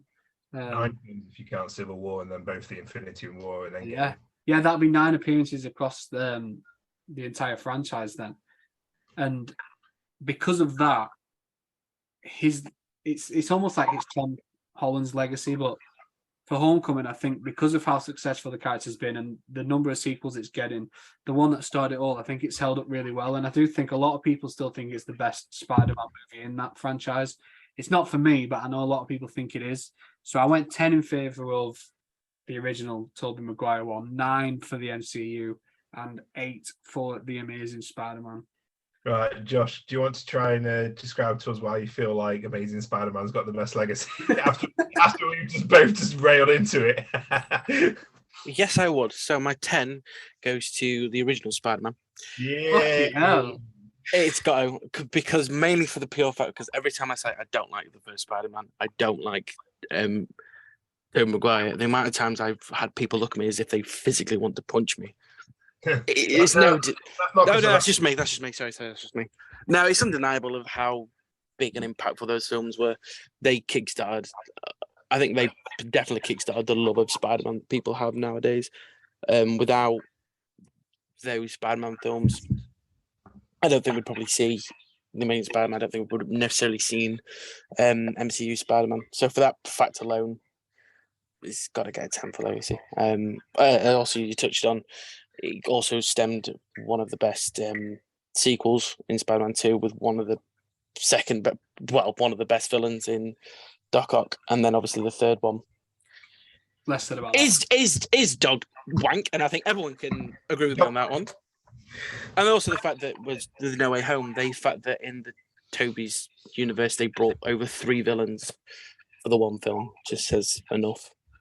Then 9 goes to MCU because is how many films Tom Holland's been in, how many more films chances are we're going to get. Just really solidifies him as a household name as Spider-Man. His films are great. Everyone might say that Homecoming is the best out of the trilogy. I wouldn't. I'd actually probably say Far From Home's one of my favourite ones out of that trilogy. Yeah, he's got to get the 9. And then unfortunately, yeah, as much as I love the Amazing Spider-Man and I love Andrew Garfield as Spider-Man, it's got to get the 8 purely because of, as Cal, you said, the Amazing Spider-Man 2 just absolutely wrecked any plans of that film and shed a bad light on the Amazing Spider-Man for that fact alone. And then it was nice to see Andrew Garfield getting his redemption because for years we've all been saying Andrew Garfield is a fucking phenomenal Spider-Man. And No Way Home. But yeah, unfortunately, Legacy does get it. Yeah. I fucking was so happy when he came back, and people were saying online that he was the best thing about No Way Home. It fucking meant so much. It's like damn fucking right he is. Yeah. I popped my head into a few like the first showings, and like Andrew Garfield got the clap. I mean, got the round of applause. Where did you get that from? Yeah. Popped in more than in the cinema screen. He got the round of applause, but Toby didn't as much. So I think, do you know what I think it is? I think Toby's Spider-Man felt like he was done. He had the completed arc. Like it felt like we'd seen enough of him, whereas Andrew, it felt, was taken away before we really got to see like the eventual culmination of that story. And I think that's why people appreciated seeing him again. I think it goes to show like all this talk of like Secret Wars and Kang Dynasty and stuff. Like people want Tobey Maguire to be leading the multiverse team. Like they want him at the forefront. They want him back. I think it just really shows that that's like his legacy is strong. Just that you both kind of mentioned that I'm not. Also, we've gone an entire episode without mentioning about Spider-Man, Amazing Spider, without mentioning the fact that Amazing Spider-Man was directed by a guy called Mark Webb. I literally said that to her earlier. I was like, "How ironic is it that?" And she's finished the sentence when I tried to say it. She went, "What? Though his last name's Webb?" I was like, "Yeah." Also, right, hired for that one reason only. I would have thought that Tarantino directed that film because the amount of time we see Andrew Garfield's feet in that fucking film is ridiculous. Yeah, you guys kind of touched on it. What are your, before we get into the scores, obviously I know what Josh isn't going to say here, but what is your, out of all of the individuals, not including like live action, not including Spider-Verse is cheating, what is your ultimate, what's your favorite Spider-Man movie? Spider-Man 2. Homecoming for me, Really? very closely followed by like a fraction by Spider-Man 2. See, Spider-Man 2, and then I actually think it's No Way Home, strictly for the Andrew Garfield stuff. Like, having that, I thought it was great. Outside of that, it's fine, but I think that bit, a lot like the stuff for the reunion and the redemption, I think, was what won me over. I swear, if Josh says Amazing Spider-Man 2 now, I'm going to fucking flip. Delete this episode and never... never talk of it. I don't know what my favourite one is. I love the Amazing Spider-Man. Love it. Mainly one for nostalgia and two because I just think Andrew Garfield is so fucking good. I also really love Far From Home, and I know a lot of people think that's the weakest out of the three. I love Far From Home. I think Mysterio is a great villain, played amazingly. And then obviously Spider-Man 2's got to be in there. As much as I don't like that universe, Spider-Man 2 is a good film. Wow. But I don't have it as my favourite. I can't pick. I like Spider-Man. Fucking pussy your answer. Far From Home, fuck it. Wow, controversial. On your controversial take. So Nathan texted me when you were giving your answer on Legacy, telling me that he's added up the score, and so have I. So it'd be interesting. We've got the same one, and one of us can't count. So Yeah, I'll read it out and just let me know if you've got the same. So in first place, which is actually a surprise to me, I didn't see this coming, is Homecoming with a score of 279. Did you have that? I got 281, but sure, whatever. We'll go with yours. Fucking hell, one of us can't count. And then in second place, we've got The Amazing Spider-Man for 268. Although I'm guessing in the first score. Oh, you got that box? I got that one. That's what I got. And then in final place, we've got the 2002 Spider-Man with a score of 262. Oh, what a shame. What score did you have for that one? 263. So you've got three This is a extra film numbers. podcast. Come on, not there's a three math numbers podcast. of yours that don't exist on mine. But at least we know it's not particularly close, so it doesn't matter. Like, it would have been awkward if it was like, I had one winning by one and you had the other winning by one. Like, then it would have been fucked. But at least we know. Can I go back and change my score so something comes on top? We've got a definitive score. We've got Homecoming number 1. We've got The Amazing Spider-Man 2. And we've got the original at 3, which is probably so fucking blasphemous for so many people. But Not for me. that's taked out. Josh tanked that film. Yeah. In terms of the actual, your really. individual scores, did you guys know which one you had rated the highest? I definitely Homecoming. Yeah, definitely thought Homecoming was going to come out on top. Yeah, see, I'm looking at my individual scores at the top, and I actually had The Amazing Spider-Man winning by 1. Well, I did my. In terms of how do we score it? I don't know because I did it on the fly this time. But I thought MCU would come out on top, Toby would come out on second, and then Amazing would come out at third. And then Josh texted me yesterday saying I hate Spider-Man. And I thought, well, that's not going to go the way I thought it was going to go. Yeah, well, that is probably quite a controversial ranking. We've got Toby in third place. And I'm glad you two have been dragged into it. No, because No. You've been dragged. You've. That's how a group. That's what we've ended up with. No, you're just a guest. We'll just re-record it. Well, in a couple of episodes times, we'll just do it again. But we are. Yeah. Sorry, Norris. But yeah, that brings another showdown to an end. Our very first 3-way, and there's what a person to do a 3-way with. Yeah. Thank you so much for having me. Thank you for doing that, Josh. Even though your answers were ridiculously biased. Isn't that wrong with that? You've got an opinion and you stick to it. At least you didn't flip flop. I didn't flip flop. So that's all that matters. But yeah, thanks for that. Spider-Man sucks. First one.